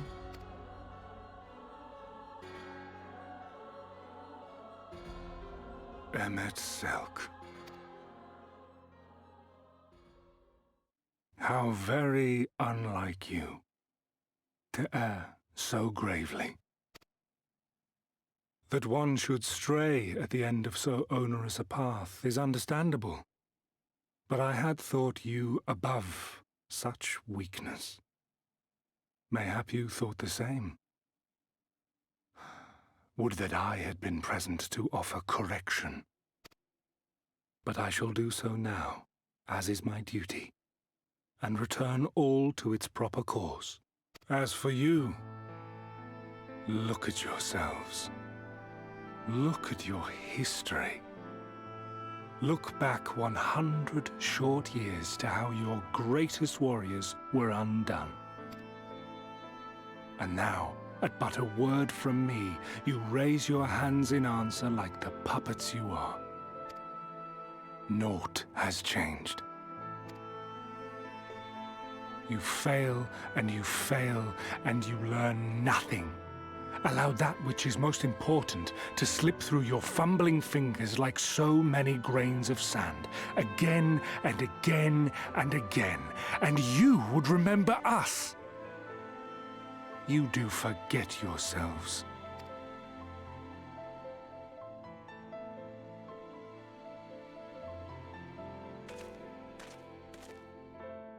There is no common ground to be found between you and I, nor do I require any.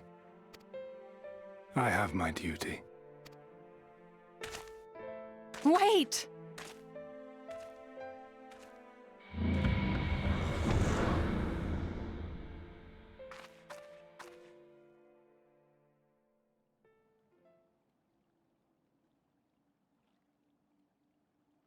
Well, we have confirmed the identity of our foe at least, and 'tis safe to say his objective is the rejoining.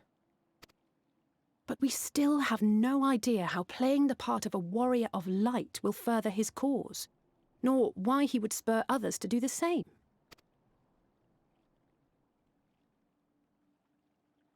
Another visit to the Tempest may shed some light upon these mysteries. Whether we are to exchange words or blows with Elidibus at our next meeting, the fact remains, we know too little. Ere our paths cross again, I would learn more of the world that once was, and of Elidibus himself. In this, we would be best served going directly to his home, much as Emet-Selk came to ours. Though I see the wisdom in thy suggestion, the Amarot we visited is but a phantom born of Emet-Selk's memory. I fear it will teach us little that we do not already know. I quite agree. Yet the ruins of the actual city remain unexplored. Given the vastness of the Tempest, I should not be surprised were there more such structures like to those in which the Ondo reside.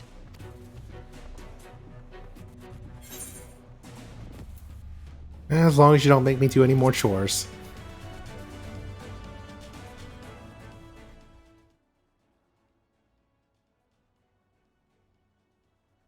Keep that up and I'll send you to bed without supper. Okay. Okay, that was funny. Just so fucking dramatic. Assuming we are all in agreement, then I suggest The we music first just pay a visit stops to the too, Ondo. just for If that anyone response. can tell us where more ruins are to I be know, I found, chose it too. it is them.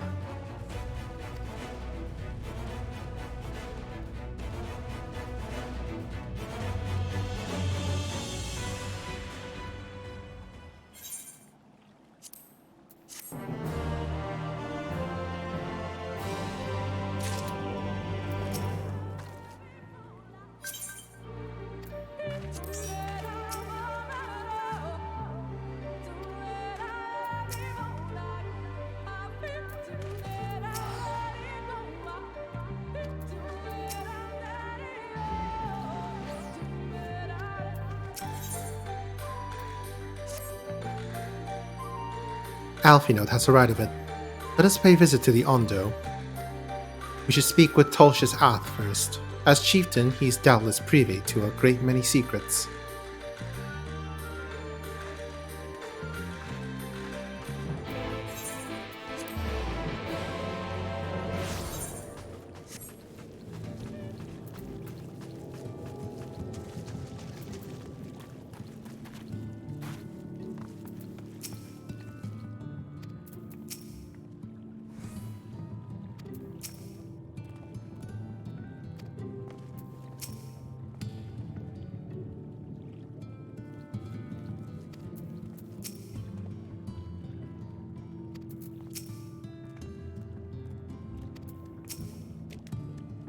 I have sent for no finless ones. Perhaps you instead come seeking something of us.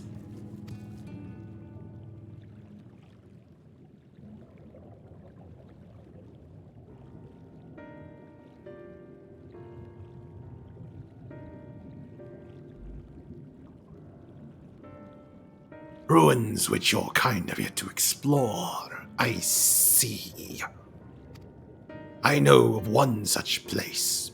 Alas, under these circumstances, I am afraid we can spare none to guide you there. And what circumstances are these?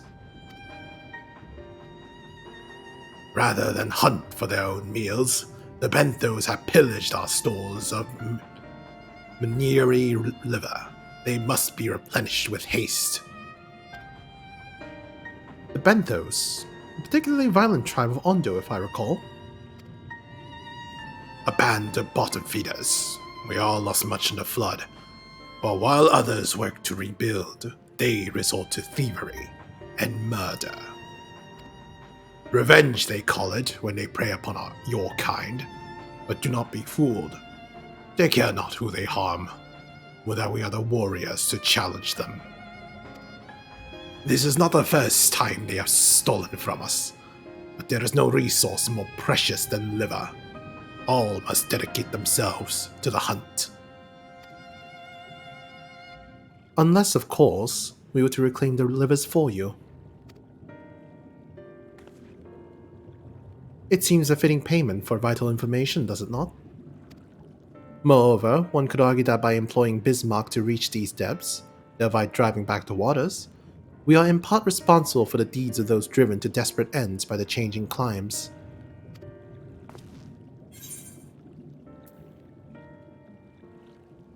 Could we not simply hunt Mniiri ourselves? We might.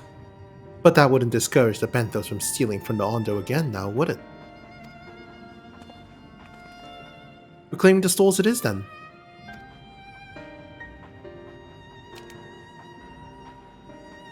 We would be grateful beyond words if you did. The Benthos have surely taken the livers back to the Flounder's floor. But be warned, there will be no shortage of guards waiting to spear intruders. Then we will have care not to draw their attention. Shall we?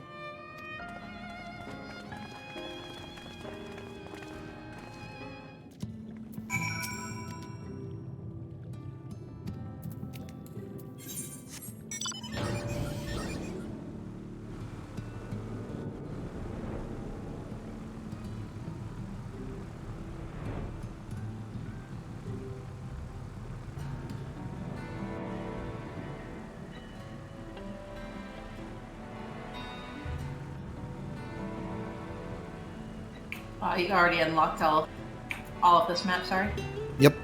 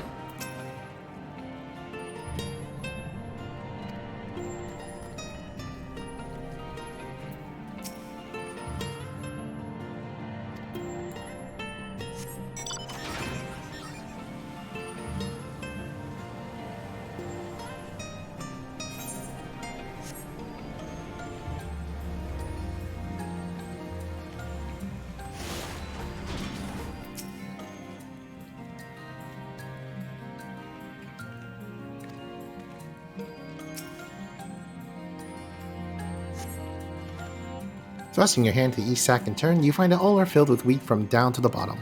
You also find that the raw wheat is unpleasantly pointy.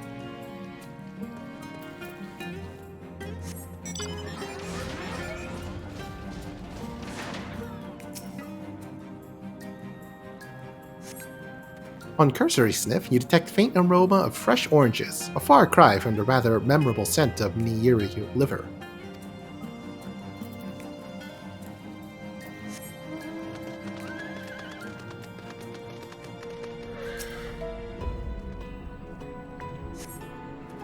These boxes are filled with assorted vegetables. Liver is not a vegetable.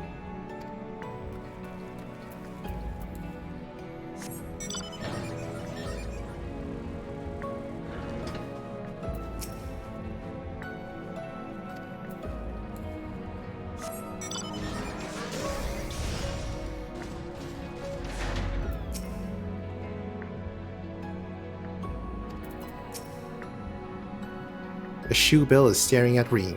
Just staring.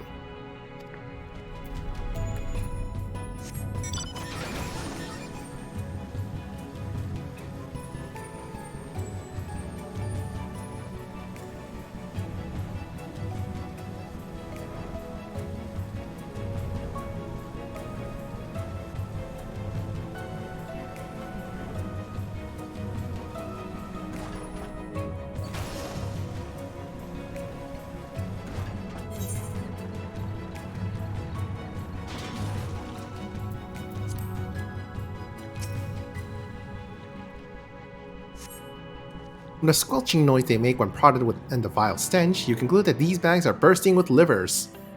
Brilliant.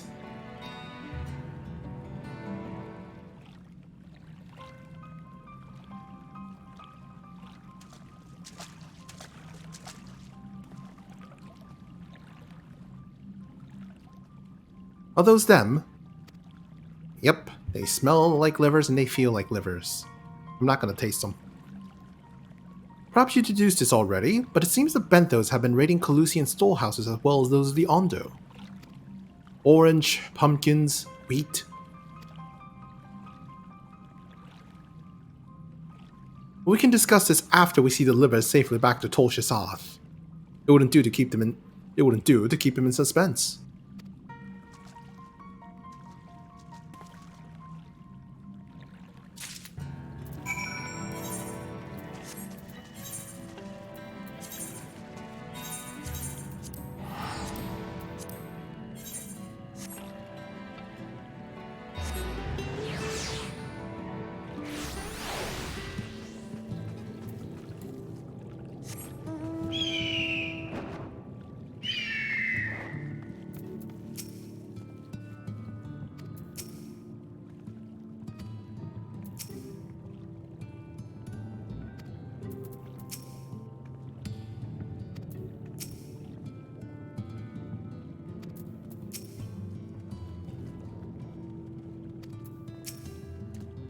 I am relieved to see you unspeared.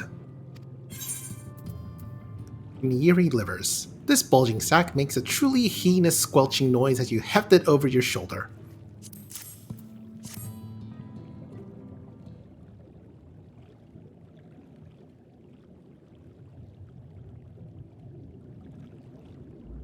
Ah, precious livers. I knew you would not fail.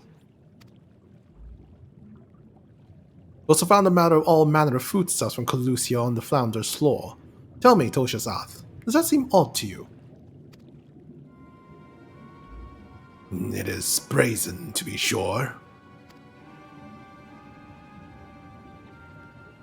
I am reminded of rumors I've heard recently concerning a rash of thefts from Colusian warehouses. The perpetrators enter in the dead of night and are gone before anyone has realized what has happened. The Yomoran army has been investigating, but thus far to no avail. Perhaps the reason they have struggled is so that their quarry is of the sea. The true question then is what we mean to do about it. As much as I would like to proceed to the ruins without further delay, we cannot allow the Benthos to carry on as they are. If I may, I believe that the ruins are, in fact, key to the Benthos' plans. Is that so? These ruins, which lie deep within the illuminated land, are a recent discovery. We have seen signs that the Benthos are preparing to claim them with all haste. We could not fathom why, but in light of the knowledge that they have been stockpiling resources, it is clear that the Key Queen will soon give birth. It requires space to raise their young and food for both queen and hatchlings to thrive. Well, we can hardly fault them for that. Under normal circumstances, perhaps, but conditions in the Tempest are far from suitable for spawning, its resources barely able to sustain our current population. There is only one reason they would disregard this. They seek to build an army, and with it take revenge upon the Finless. It is not a surprise. They came to us not long ago, seeking allies for the cause. We rebuffed them, of course. The suffering of others will not serve as balm to their queen. Their queen, however, desires only bloodshed, and will gladly send their children to die in our stead. If they are planning to wage war, that changes matters considerably. Indeed. I doubt that this can be resolved without violence, but perhaps with a show of force we can convince them to see reason before the die is cast. I would rather not risk your people in the attempt. If we travel to the illuminated land, is there a way we might identify the ruins ourselves? Yes, once you reach its depths, go deeper still. You will see a monstrous structure there upon the sea floor. That you have come to us now is the will of the Ancient Ones. They have guided you here that you may drive out the usurpers, those who seek to use their magnificent creations with vile purpose. I have no doubt that they will show you the way forward.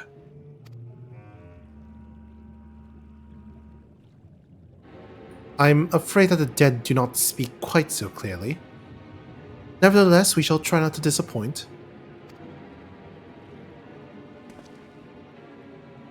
If what we seek lieth deeper still beyond Amarot, I would call upon the assistance of another.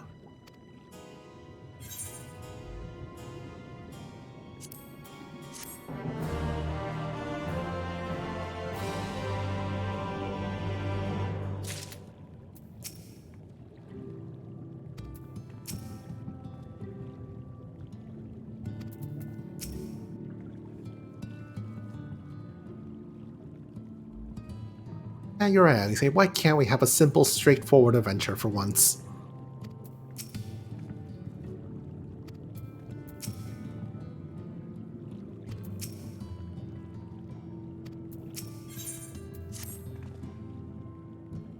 Though our cause hath been decided, to pursue it we must needs beseech the aid of a friend. Aye, I speak of Bismarck. Pray, follow me to the Sullen, that we might seek an audience with him once more.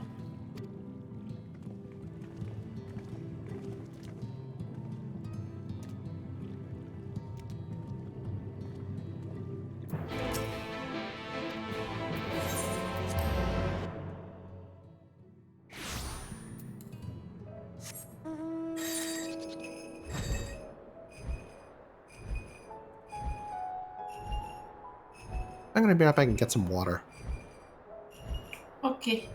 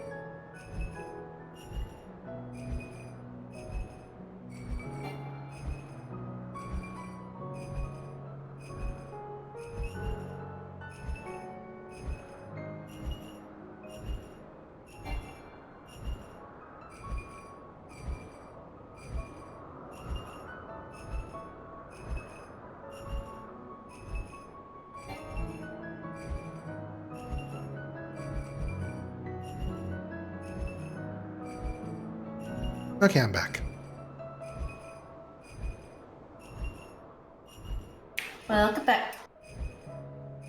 Thank you.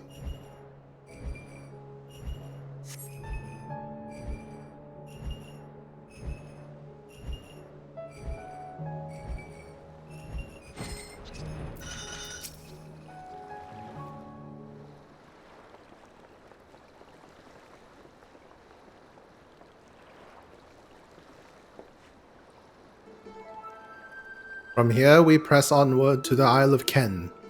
I myself shall proceed on foot. Foot? You perfected your technique then? Just so. The water will be as glass beneath my feet, and provided purchase, yet fragile, yet true. Watch closely. Oh, I certainly shall. Forgive me, but would it not be easier to perfect your swimming technique? Aye, 'twould be a pity if you drowned. Truly. Oh, hush, I'm sure it'll be brilliant.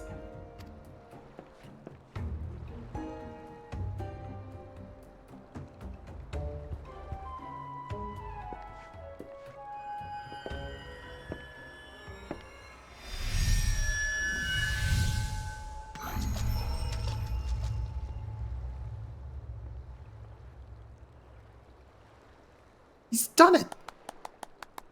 Incredible!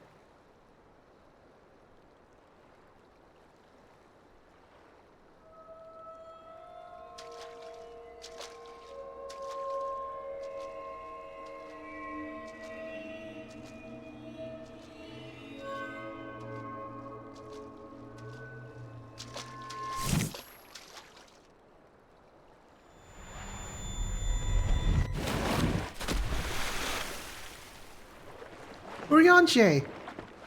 For the love of...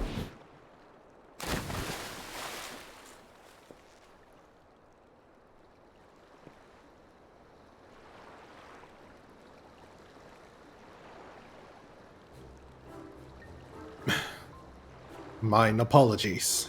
This technique requires the purest of focus, and mine was lacking.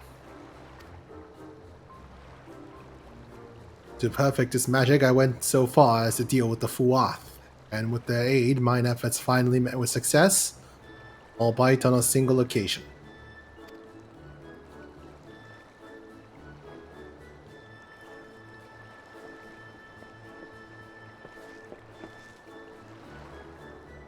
I know not why I cannot repeat it. I thought I see you waver a bit toward the end there. Perhaps you're simply tired. Or maybe your soul link is degrading. Oh, nope. Pretty sure that's what he was implying. Yep. Tancred.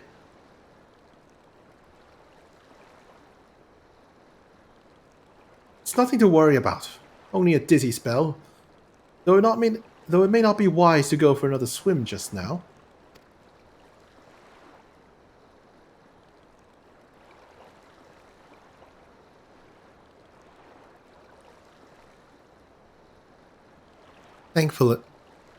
Thankfully, we have an alternative. A wonderful little invention, I'm certain you'll agree. It's called a boat.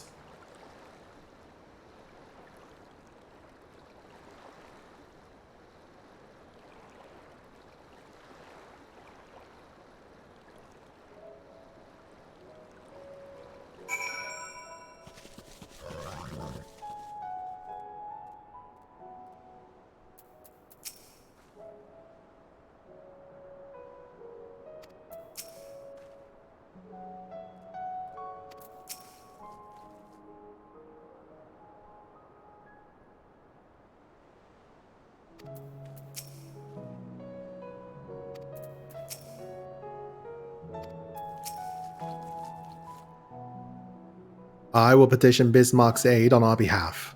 Let us pray my diplomacy proveth more effective than mine in experimental magics.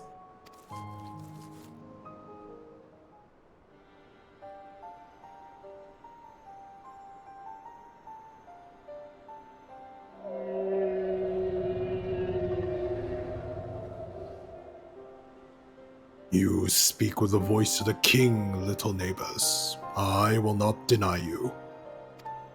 As before, if you seek what sleeps beneath the sea, I will be your guide. Thy kindness is boundless at the depths, Serene One. Before we depart, however, I would ask a favor. After our last flight, I found many creatures clinging onto me. I am itchy. Remove them, and I will take you below. With all haste shall it be done.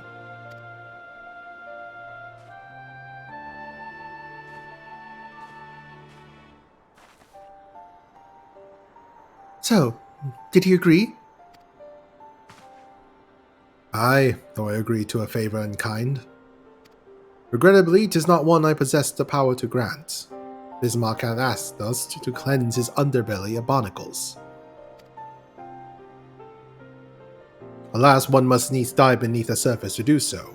Even if I could master the power to walk upon it, it would avail me not.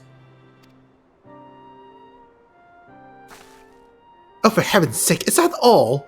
Green and I are more than capable of that.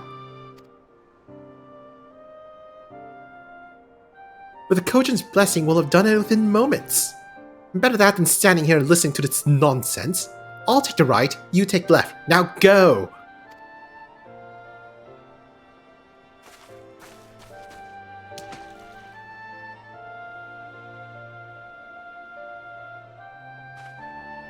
I am in your debt.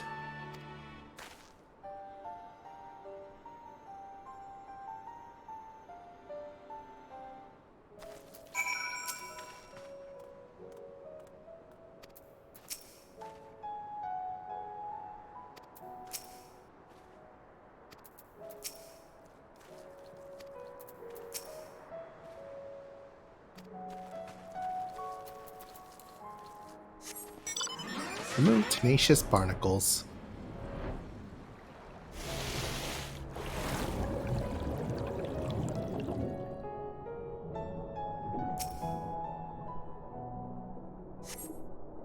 After a good deal of prying from various angles, you dislodge the barnacle.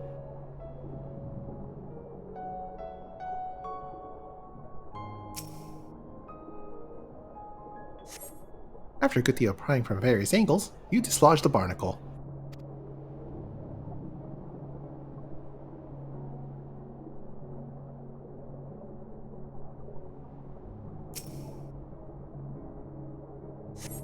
Blah blah blah. Discharge barnacle. Blah blah. But that's such important text line. How could you skip over it? I'm gonna skip over it and edit anyway. How dare you? You don't know what the viewers want to hear, God. Oh sure, I'm sure they want to hear all about the barnacles. I mean, that's why you listen to SpongeBob, because you want to hear him swear. Oh.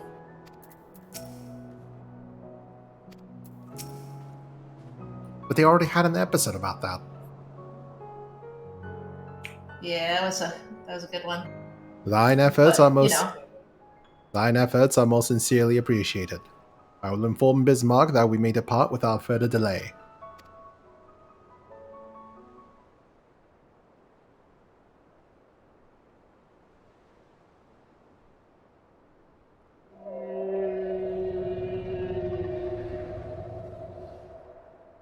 Much, much better.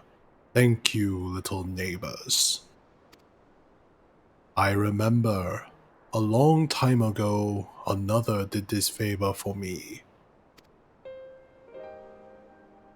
After the flood, when I chose this spot for my slumber, he came and made a home on my back. Ken was his name. When I grew itchy, I stirred, but he was not afraid. No, he asked me what was wrong. I told him of the creatures clinging to my belly, and he dove into the water. He helped me. He was my friend. He told me he wished to live in peace, away from his people and their wars. This I understood. I treasured our time together, brief though it was, brief though it always is. But I remember him, and how he laughed when we flew. I remember when he slept.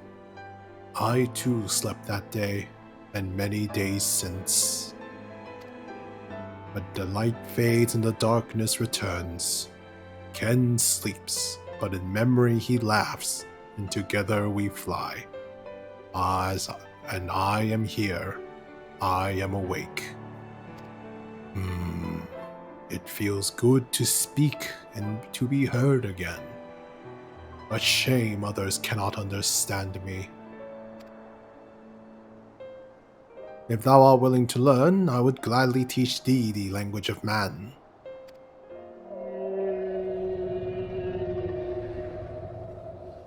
Thank you, little friend, but it is time I grant you your request. But first, I will take flight to cleanse my body and prepare.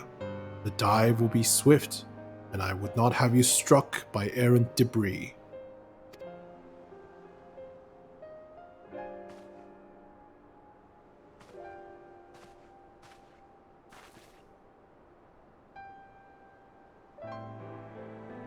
So this island was named for a man. How easily the past is forgotten. He passed not even 100 years ago, yet the truth has slipped from history, like so many grains of sand. Might I have some explanation of what he just said, or shall we all stand about making vague and mysterious allusions? While he maketh ready to deliver us unto our destination, Bismarck bade us wait for him on the shore of Calusia. That's all. I feel as though there were more to it.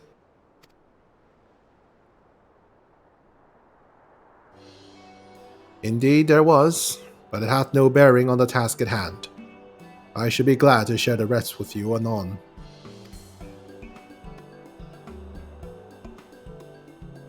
Fine.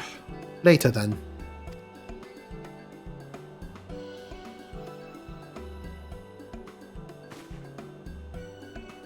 If Bismarck requires time to prepare, might I suggest a short respite? For Urianger and Thancred, in particular. I require no such thing. I am the picture of perfect health. Mine was but a momentary lapse in concentration. Worry not on my account. You mustn't push yourself so. Please, rest. For me?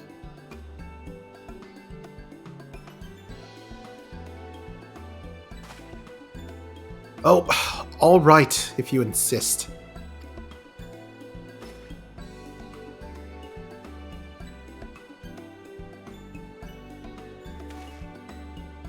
You too, Green. You've been running yourself ragged. Yes, ma'am.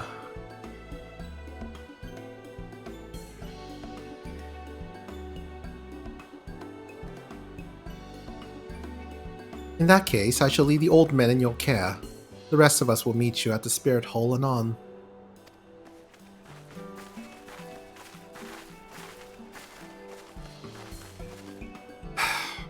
Word of advice, never let it show. When she realizes she struck a nerve, she remembers. By the gods, she remembers. In any case, if we must be made to rest, I know a place in Sullen that's better for it than most. Come with me.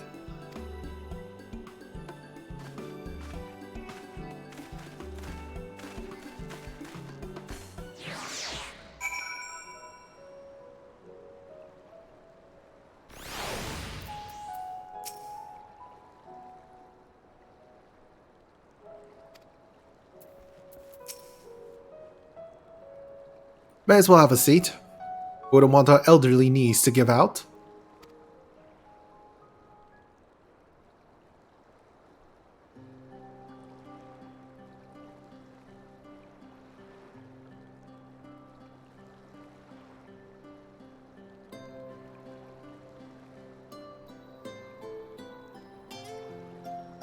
To hear her speak, you think I'm on my deathbed. By the 12, I wish that girl wouldn't worry so much. But thy countenance belies thy words, Master Thancred. I'm sure I don't know what you mean. Let the record show that I am here under protest. Though I can't say I mind the view.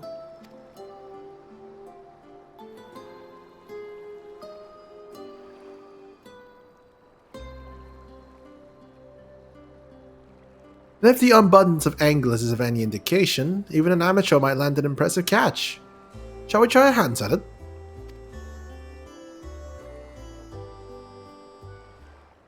Someone! Help! Someone! Quickly!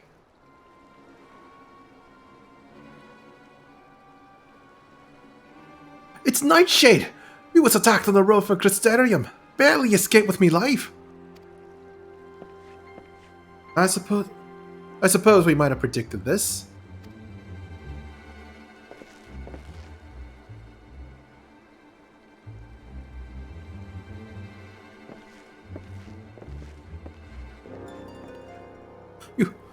You mean you'll help? For free? Thank you! If I recall correctly, Nightshade is a band of local band of outlaws. I doubt they'll trouble us over much, no more than they already have by interrupting our relaxation at any rate.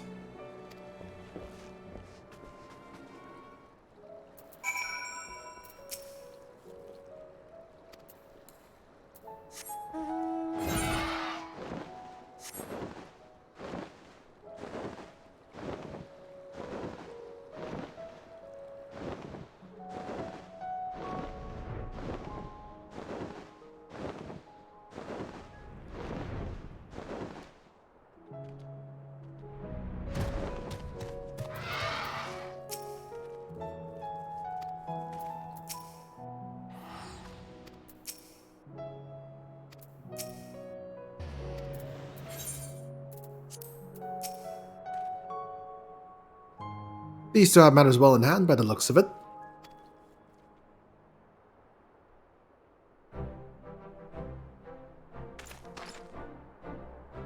I'll not forget this kindness. When we meet again.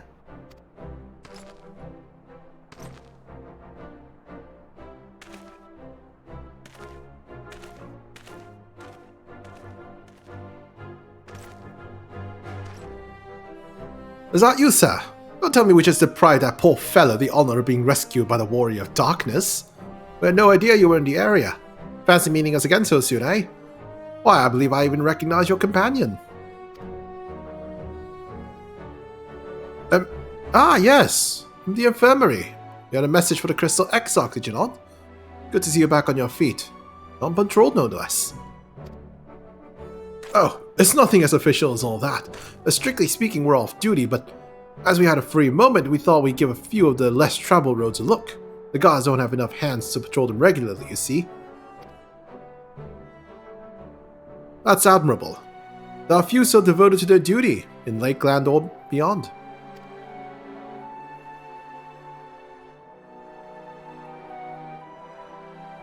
Well, we've been talking about it for a while, and neither of us is satisfied with just seeing out our service. Feels like we could be doing a lot more. Feels like we could be doing more. Like we should be doing more. It's all about having the will to help your fellow man, and the resolve to see it through. I remember you, the excitable one.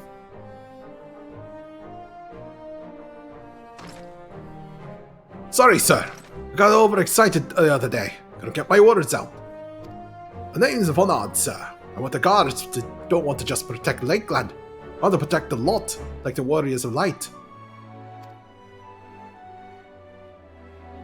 How did they manage to drape their scarf clothes exactly the same? With enough training. Sadly, our duty prevents us from venturing too far from our own little corner of Northrant. What we really like to do is travel, to better ourselves, and go where need is greatest. But everyone has to start somewhere, don't they? For now, if we can stop Nightshade from robbing the odd fisherman, that's what we'll do.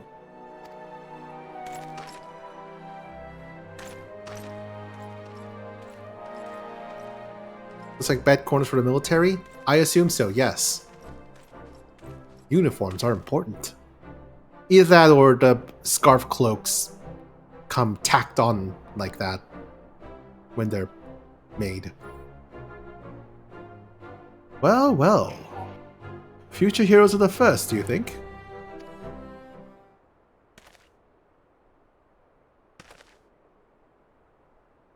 They want not for spirit. It's but a pity they draw inspiration from so clouded a wellspring.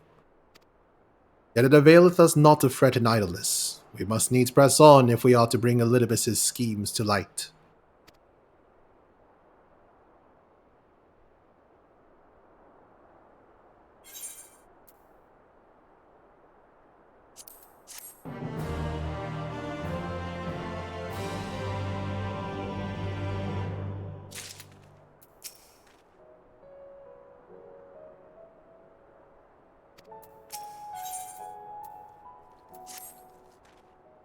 Though our respite was cut short, I dare say we are all eager to avail ourselves of such knowledge as the ruins may hold.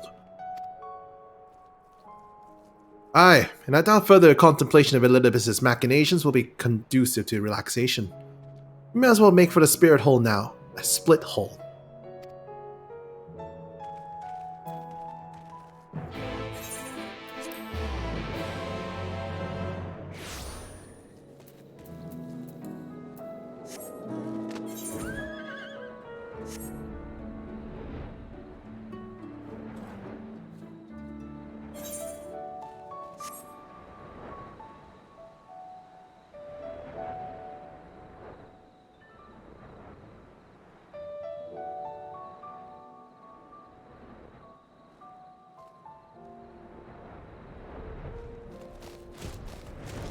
Oh, there's a familiar face.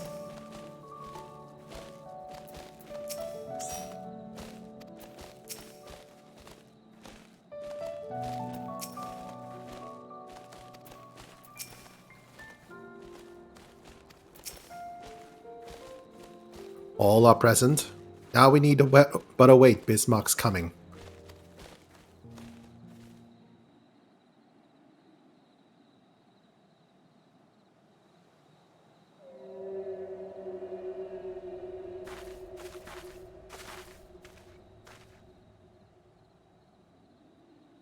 "'Tis time.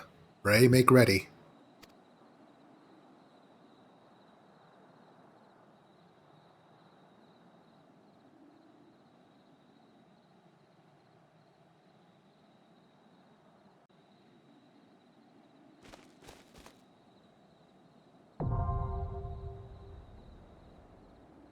An Amnesis Antidote is now available. Oh, well, that was fast. I hope you're ready. We already had everything but an extra DPS, so of course it was fast.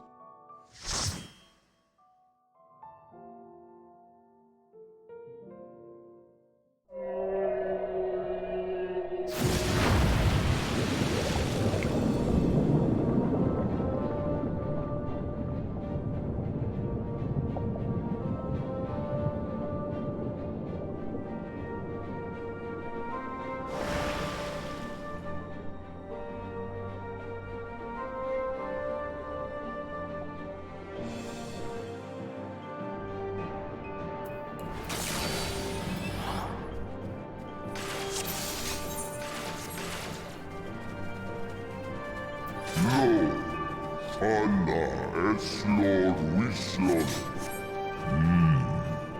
Glamersia achtane.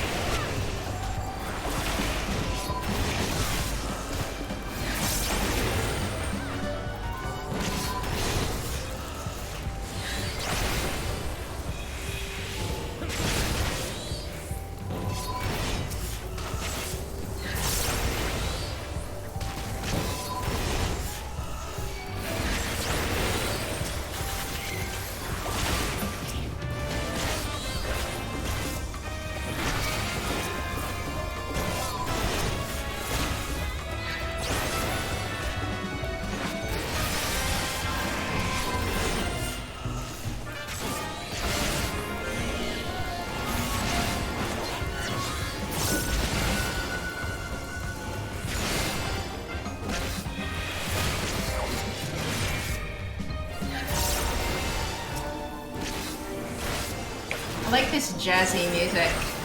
Mm-hmm.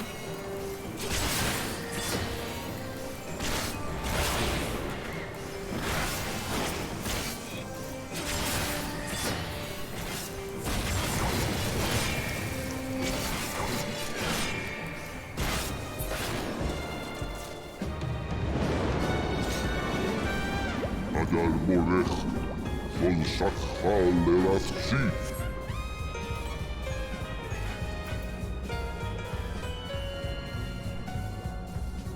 Ooh, this is so cool. Olfoen wisdom. Alla esnoetsi.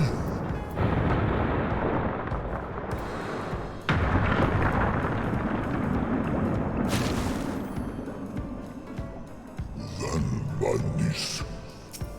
Akhamahani. Unishak.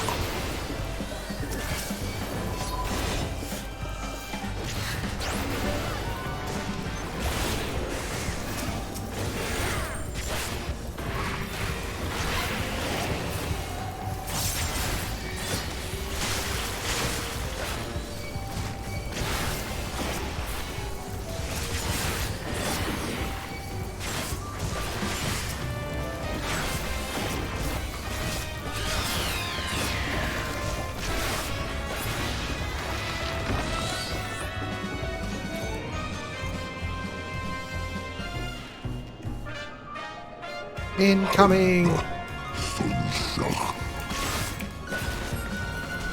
This looks like Code Lyoko shit. A what? Code Lyoko. Oh man, that's a long time since I've heard that one. I used to be into it as a kid. You know they made a live action one? No. The last season they did was live action. Oh no. Yes, it was not good from what I read.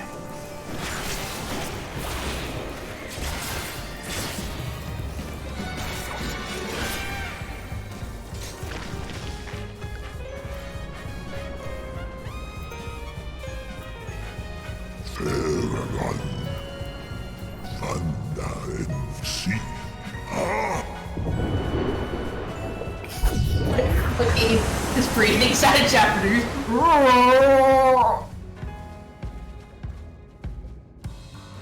Esfanancine. Leroy!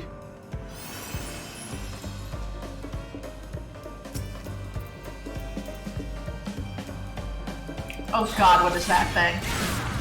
It looks like a dinosaur with a lot of eyes. To me, it looks like it's not allowed on Switch.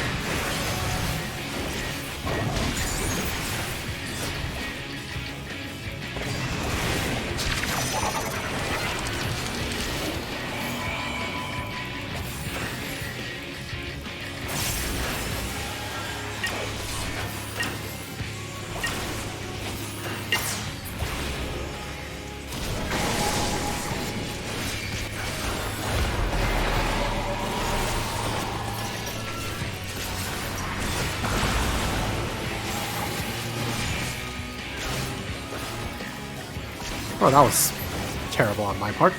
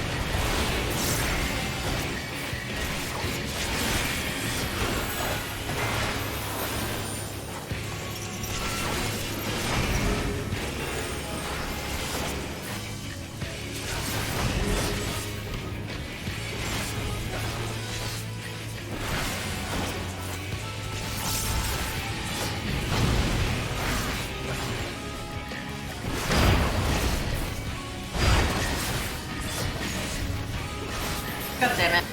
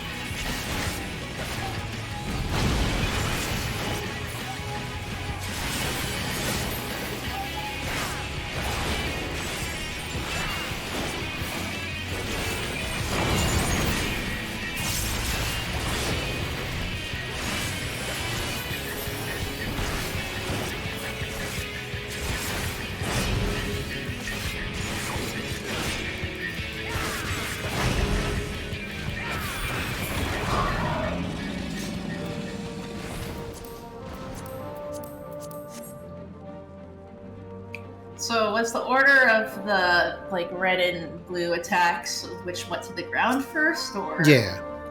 Okay. Oh damn it! I forgot to do my speed up stuff.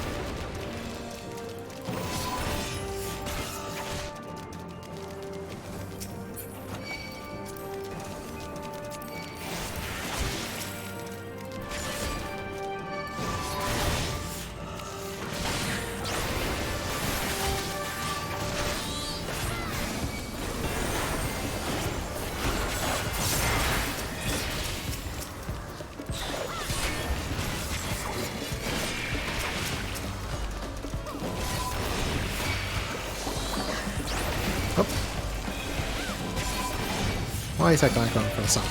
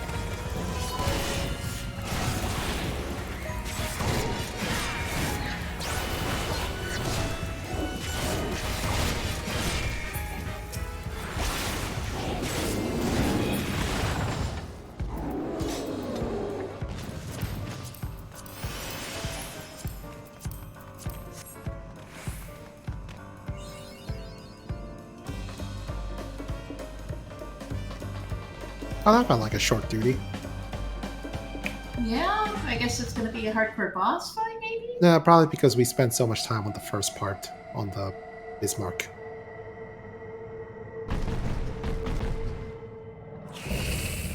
Merciless Matriarch, Ruxus Deem. Alright, let's kill the pregnant lady. What? Isn't she pregnant? Is that the whole reason they're stealing all the food? Yes. So we're kill a pregnant lady. Yes. Told you.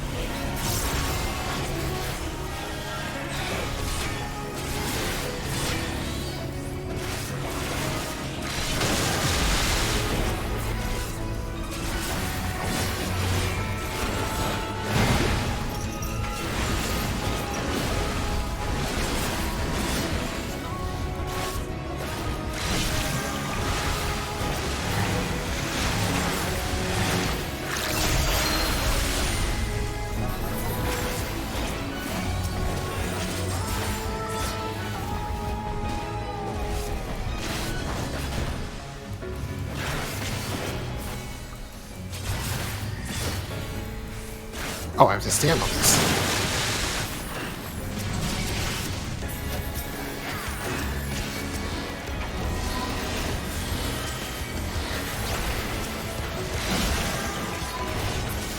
Back here. Back here. What? No, I was just telling the enemies. Oh, I thought you said my name, so I was confused.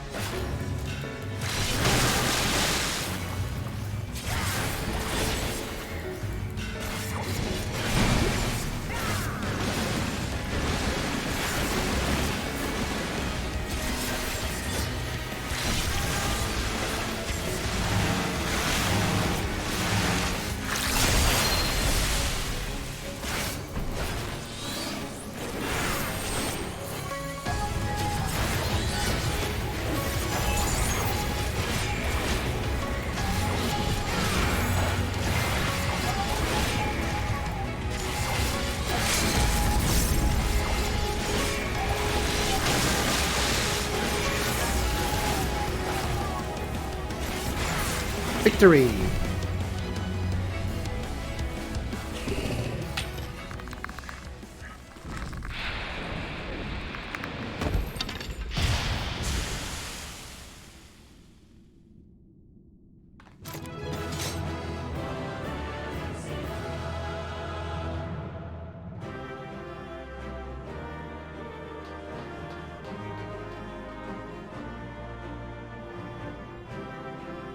A triumphant music for the fact that we just murdered a pregnant thing. Yep.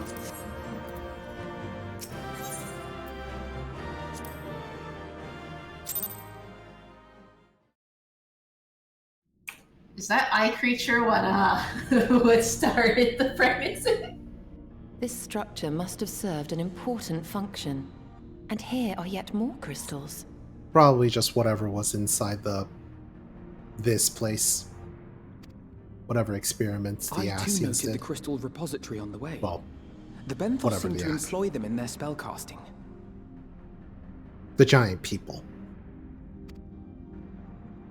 In such vessels did the ancients preserve concepts, ideal forms to be drawn upon in the act of creation. That so great an abundance should reside here lendeth credence to Ishtola's conclusion.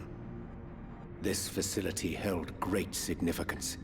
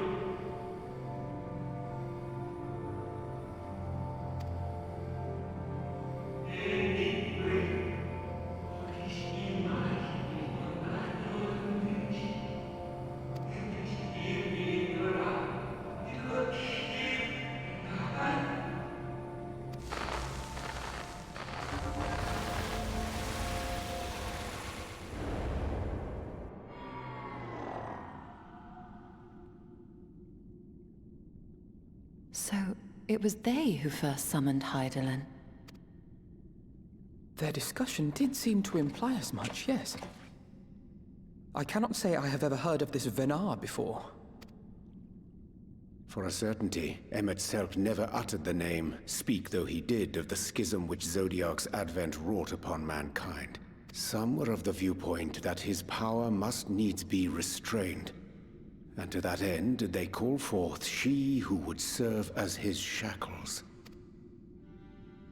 We now know that it was this Venar to whom they looked for leadership. And that this place, in all likelihood, served as their headquarters. The presence of such intimate records attests to that. I would hear what else they have to tell us. All of it. Did anyone see the source of the image?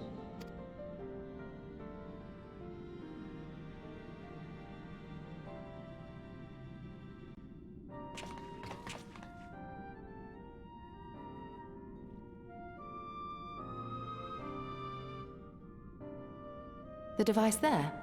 Then let us see what other secrets it holds.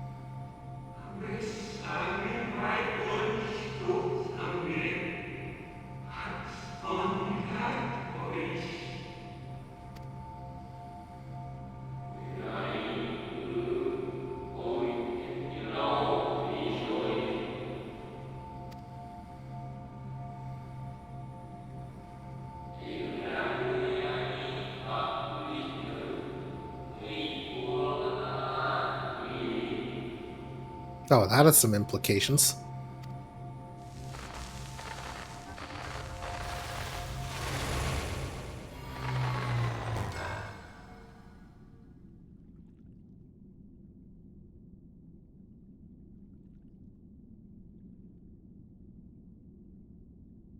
What? Forgive me, but did that not strongly imply that Elidibus sacrificed himself to become Zodiark's heart? 7 hells. Then who or what are we dealing with?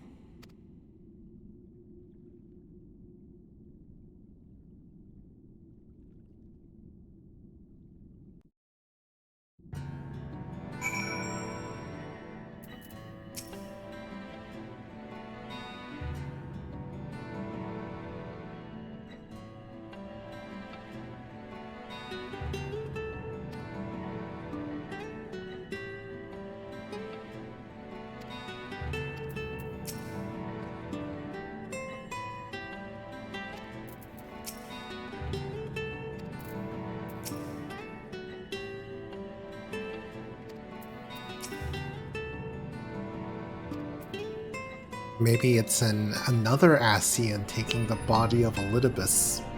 We're fighting a double Ascian. Oh, Jesus. The device appears to activate via a form of ethereal attunement, not unlike an aetherite. Beyond that, I can say a little for certain, say that we should take this opportunity to see what other records it contains.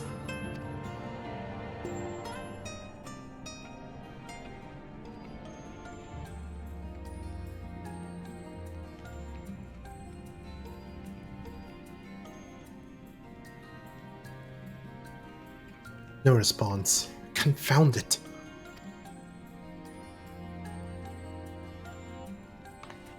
If I may, my lady, the panel did formerly emit a soft yet perceptible glow. That it doth no longer may betoken the depletion of some essential energy within. Given how long it has lain dormant, I think it fortunate it functioned at all. That may be, but if we can't get it to work again, we'll be leaving with more questions than we've answered.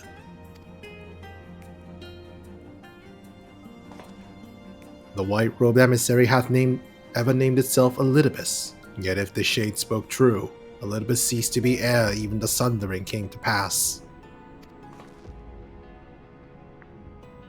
This calleth to mind the truth that Emmet Selk that did once reveal in passing, that the names by which we know our foes are not those given to Ascians at birth, rather they are titles of office, afforded to individuals of merit at such time as the role becometh vacant.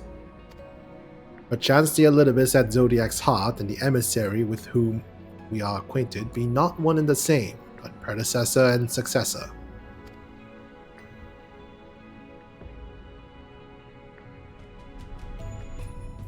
It's possible. If the previous Elidibus perished before the final days, the one we know could still be a survivor of the Sundering. And yet, something in that explanation rings false. I will remain for a time. I would not abandon my attempt to revive the device so soon. There is more to learn here. I can feel it. In matters of aetherology, I know none as capable as thee. If there existeth a means to learn more, thou wilt surely find it. Whilst thou art thus engaged, we shall attend to matters on the surface.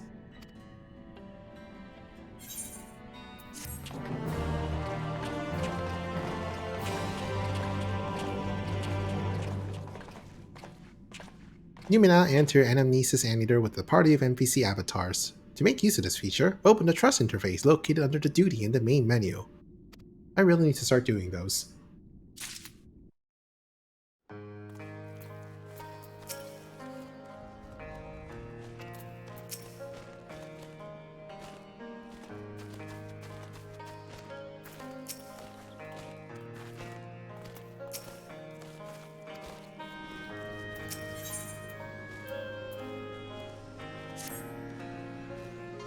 Can we but uncover Elidibus' true origins, we may yet come to understand his designs. To that end, Yashola must needs to be afforded as much time as she doth require to complete her investigation.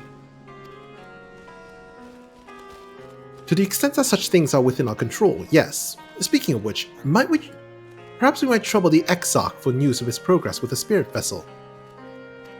He would no doubt wish to hear of our own discoveries as well, such as they are.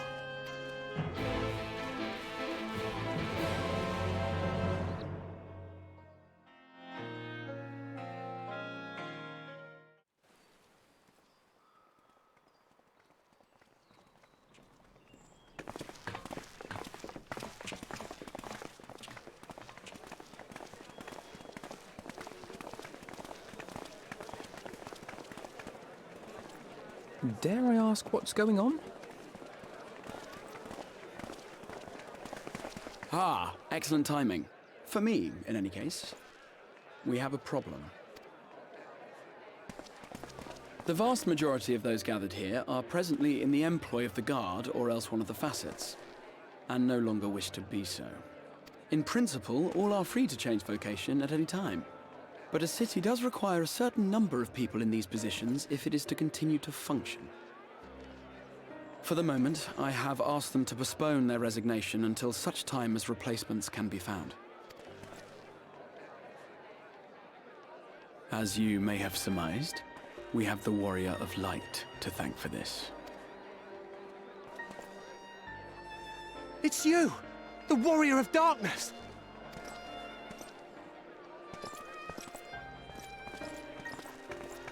You understand, don't you? Someone's going to have to look after this place once you're gone. We just want to be ready to do our bit when the time comes. And not only here, but everywhere. Which is why we've got to get out there and lend a hand to those in need. That's what you did, isn't it? Even if it was just little things at the start. You helped people.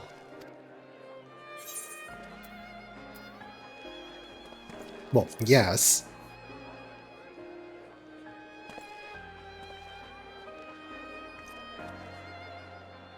And we're trying to do the same. We may have our sky back, but there's no shortage of people who still need help.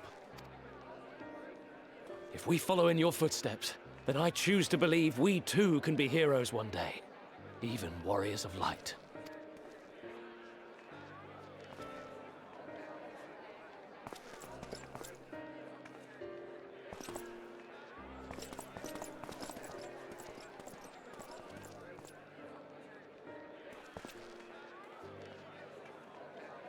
What are we to say to that? We can hardly tell them they are mistaken. They seek but to do good, as you have. But no more can we stand idly by and suffer a paragon's scheme to proceed unchallenged.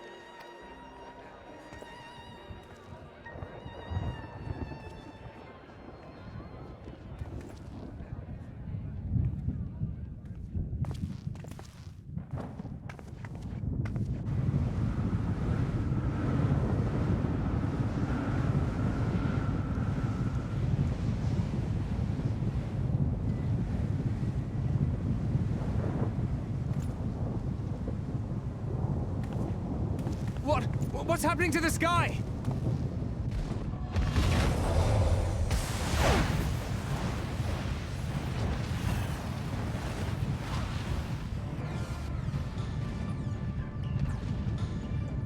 Huh.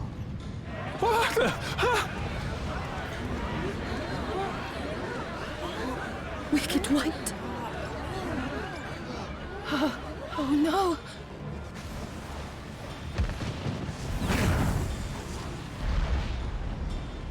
By the 12.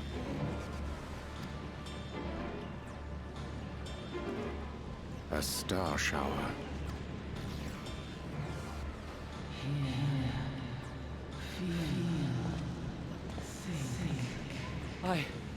I hear a voice. You and all? And why does it feel like it's inside my head? Hear? Feel? Think? Oh no. Me too. Did I not tell you, my friends? You are warriors of light!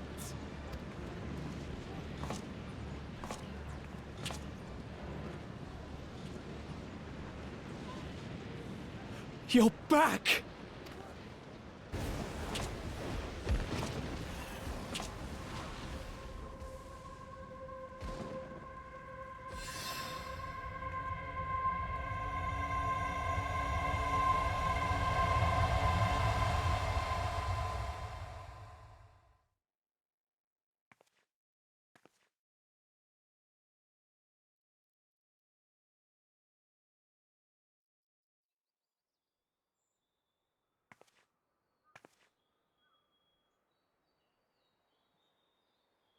What you hear is the voice of light itself, and it has blessed you with its power.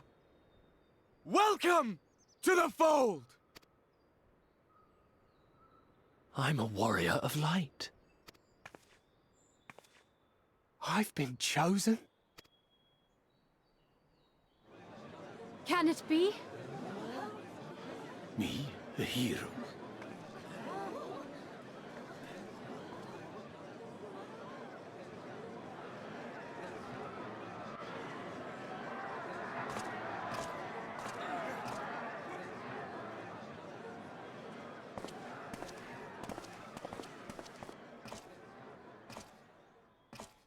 Wait!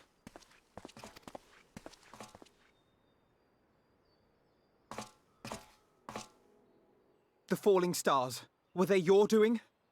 And why do you need warriors of light? What, am I to reveal my plans simply because you asked? Nay, I think not. Though the stars, I acknowledge mine. A convenient illusion apt to awaken what little is left of the power that once resided in your sundered souls.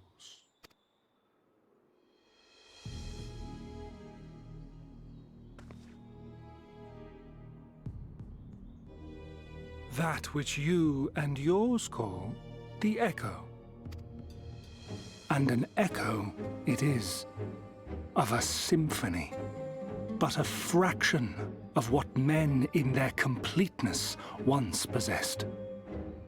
So instead of us triggering his PTSD, he triggered our soul memory PTSD. Or, well, everyone's. Even those among you who tower over others in the gift have only the faintest trace of it. But though sundered and forgotten through death and mocking rebirth, it has persisted. A whisper of our past, burned into your very ether, along with the sight of our end. Through the rekindling of memory, I have awoken the ability, just as Heidelin is wont to do when she has need of new minions.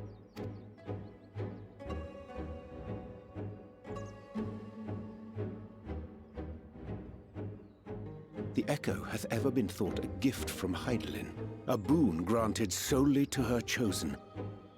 Yet thou wouldst claim she merely awakeneth the power that men should hearken unto?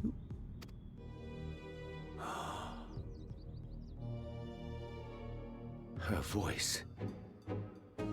Given the perceived simultaneity of her call and the awakening of her chosen's capacity to hear it, it is only natural that we thus attributed the source of the gift. Yet if, in truth, the echo is a prerequisite for hearing her voice, one might surmise that her call never ceaseth, such that all who awaken to their innate gift might receive of the blessing of light at the self-same instant. In sooth, we bore witness to this but moments ago. At the sight of the star shower, full many in the crowd did speak of hearing a voice in their minds, did they not?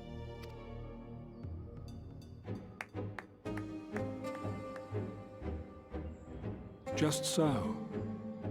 And whenever Heidelin has need of new servants, she is quick to pluck comets from the heavens or create illusions of the same.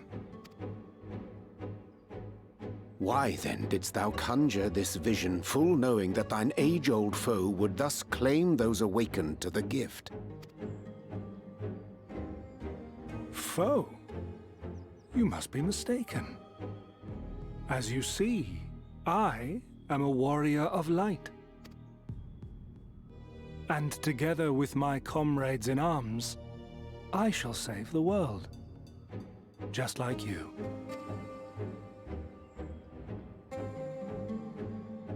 I think he just wants to increase the number of Warriors of Light so he can cause the flood again. Yeah, something like that. Oof.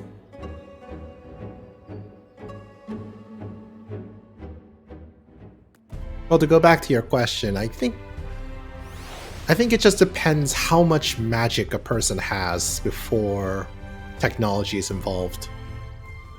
Because apparently the Empire without magic has the highest technology, whereas the people with the higher magic live in forests and tree houses. I don't know.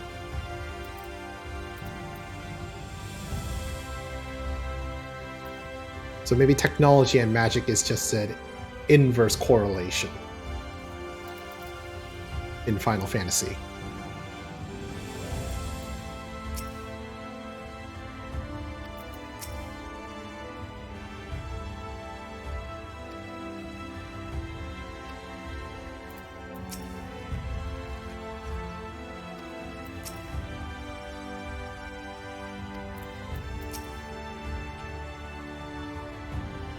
The more Elidibus reveals, the less I understand.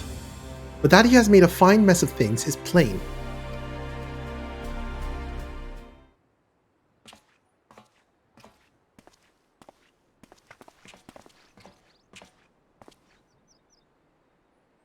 He is gone then. I managed to persuade a number of our would-be deserters to reconsider, or at least delay the departure, but as many are deaf to my entreaties. Young Thaler and Vonard among them, I am sorry to say. they have quit the god. Nevertheless, I wish them well. Whatever Elidibus's plans then might be, the pair have only ever had the best of intentions. One can hardly blame them for thinking themselves heroes elect, not after having been blessed with the Echo. It's not as if they haven't shown the requisite spirit. I quite agree. Though the impetus for their certain departure may have been words falsely spoken, the men and women in whose footsteps they would follow are heroes in truth, warriors of light. Oddbert, yourself most of all. And so I would like to ask a favor of you. Speak with them ere they embark on their journey, and furnish them with what wisdom you can. They set off for the Amaro launch, but you should still be able to catch them if you leave now. Worth the effort, I'd say. If I recall correctly, the Elder Seedseer took the time to usher you out into the wider world many moons ago. I think that comparison rather flatters Thaler and Vanad, but the point still stands. They would doubtless be greatly encouraged were the Warrior of Darkness himself see them off. If thou art willing, I prithee go. Thou mayest safely leave the task of unfolding that which did transpire an anamnesis to us.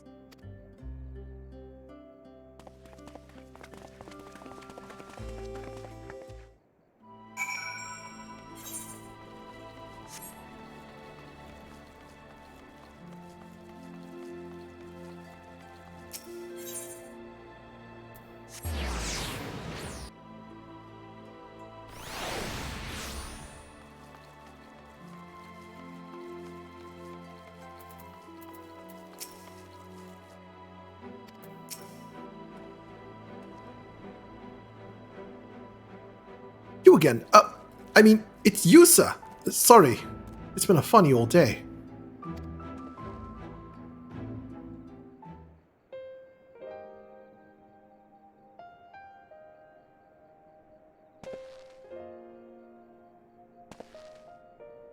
You can be sure we'll take those words to heart. I still can't believe it. You coming all this way just to speak to us. I swear we won't let you down. So long as it helps someone, we'll do what needs doing out there, no matter how small. And when larger threats loom, we'll be ready to face them. You see if we aren't.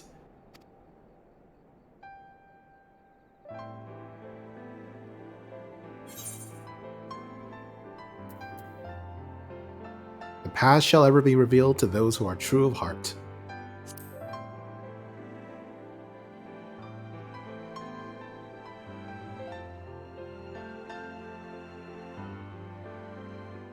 We'll be off then. Farewell, Warrior of Darkness, and thank you.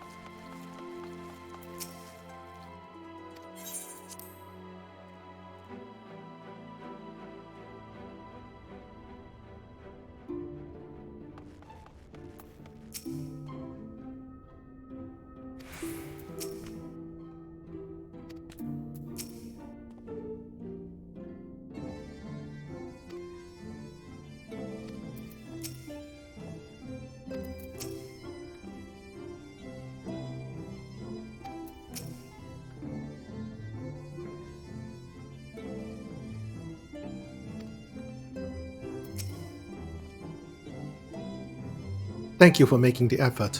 I'm certain your words will be a boon to them. While you were away, the others told me of your investigation. We have yet to discuss how to proceed, however.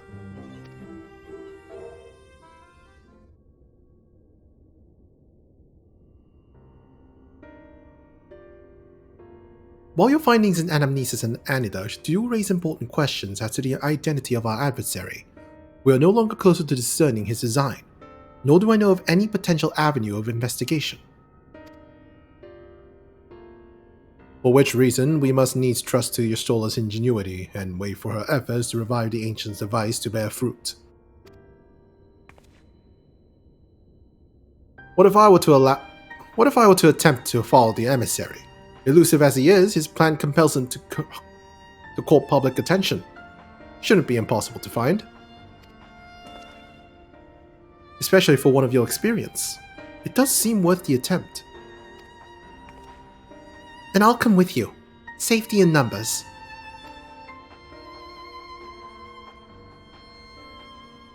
In combat, perhaps. Where stealth is required, the opposite is true. Happily, I don't plan on getting myself caught, so you've no need to worry. Alright, then I look forward to your return. And it sounds like the rest of us should avoid doing anything which might prompt Elidibus to look too closely at our movements. Insofar as it's possible, I recommend we limit our activities to the Crystarium.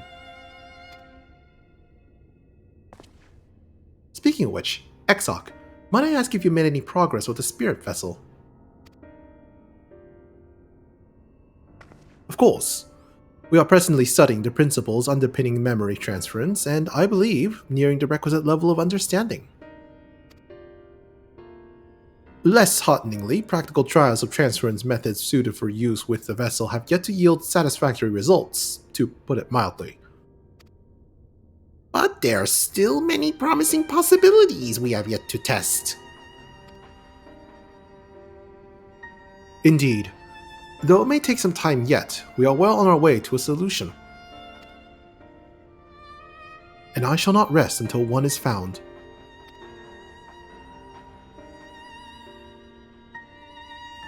Though we are all grateful for thine unstinting efforts, thou needst not labor to the exclusion of all else. If it would serve to lighten thy burden, however little, I should gladly offer mine assistance. Quite. I, for my part, will do whatever I can to ensure that the Crystarium continues to run smoothly, in spite of recent disruptions. Then perhaps I could help. There must be something I can do, even if it's just guard duty.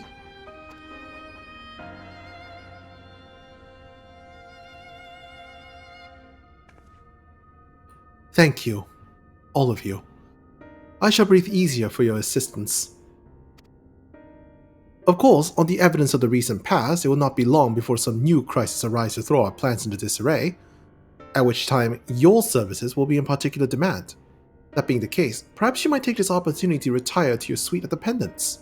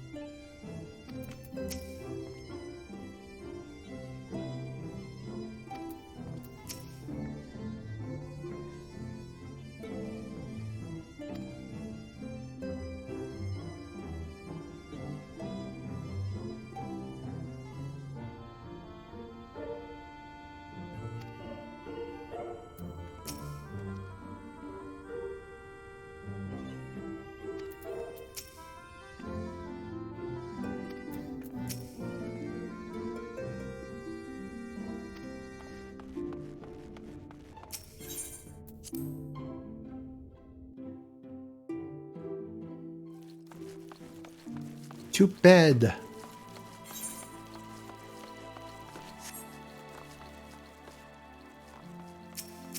Nothing like being told to go fuck to sleep by your video game. Yep.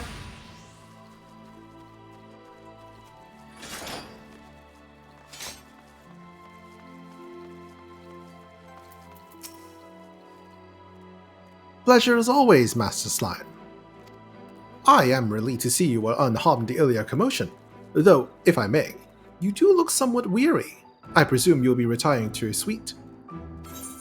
You retire to your quarters? Yes. Very good. Do let me know if there's anything you require.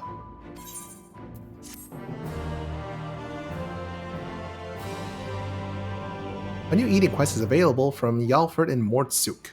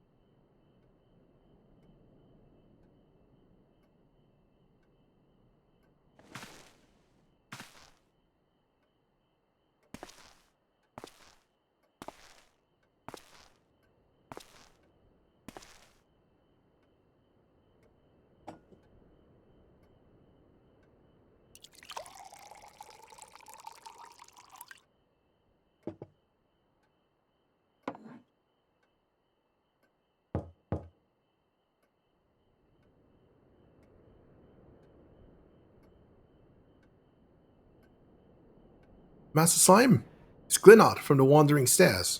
I apologize for calling so late.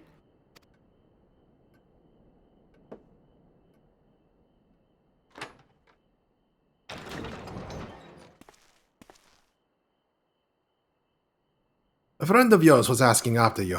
You may remember them from that business with the cardinal virtues.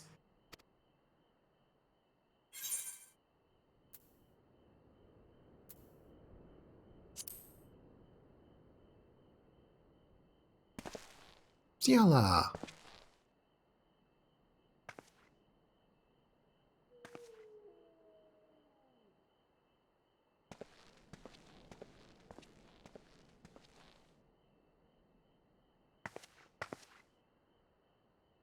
Good evening.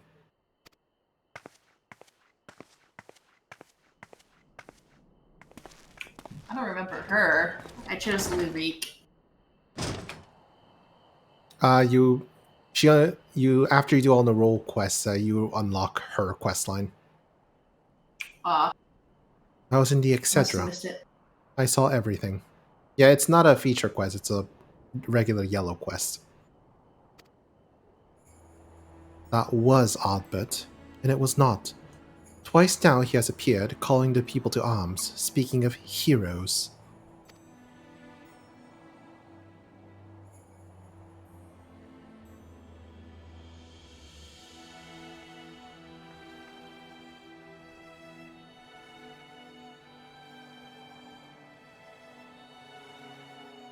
I knew this day might come. Oddbit never did reappear as a virtue. But to see his flesh stolen by the selfsame Ascian that made mock of their sacrifice.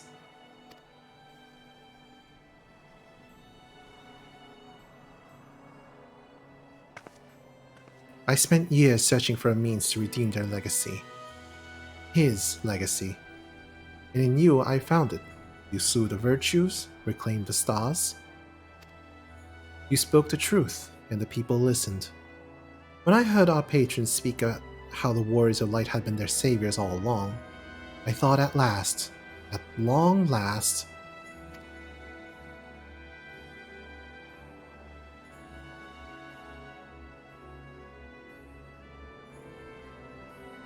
I was a fool.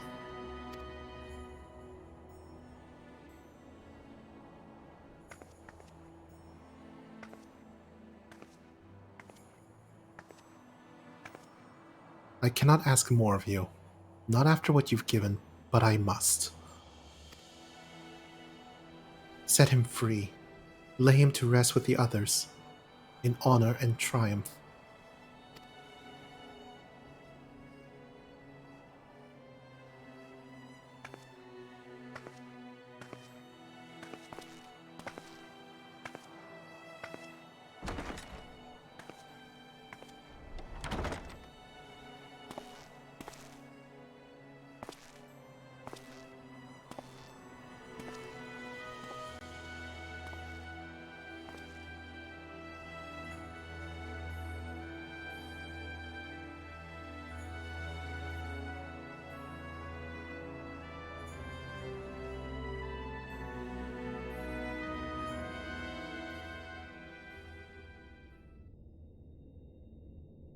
Meanwhile, in the Crystal Tower's umbilicus.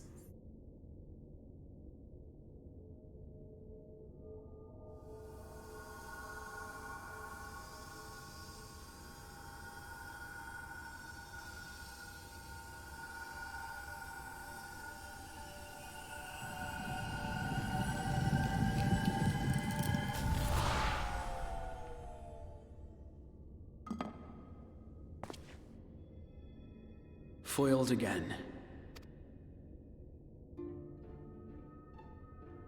If I cannot imbue the infernal thing with my power via magical means, we may need to devise a way to infuse the vessel with my blood after all.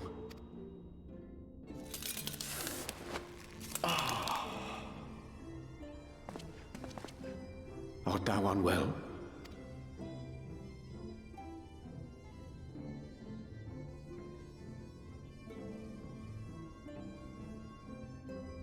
Or perhaps a brief respite? It wouldn't do to overtax yourself.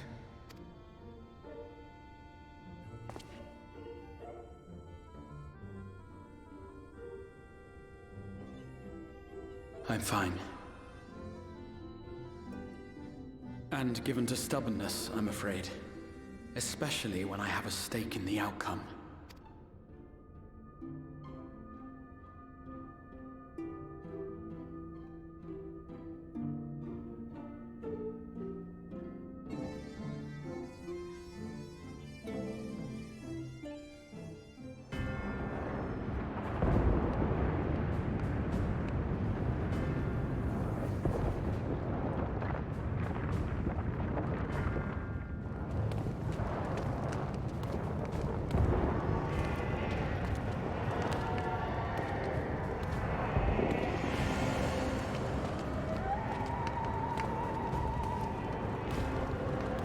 The hell?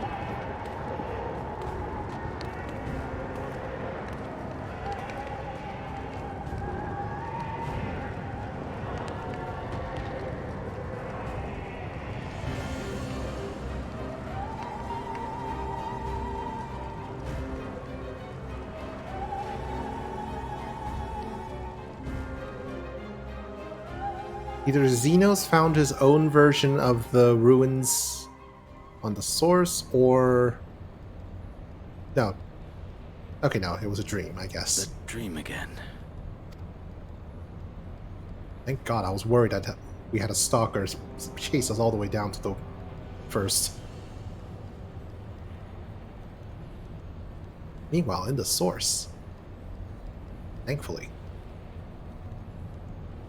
A recurring dream. They do so fascinate me. Might I trouble you for the details?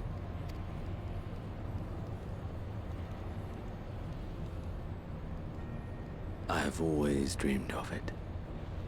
Fire falling from the heavens, and the city, nay, the whole world ablaze. Indeed. Could Emmett Selk have found a way? Precious few possess memories of the final days. The final days?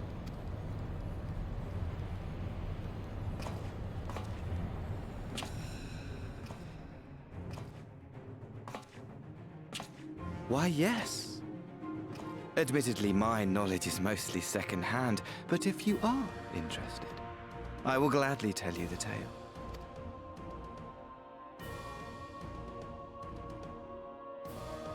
The tale of the world's end.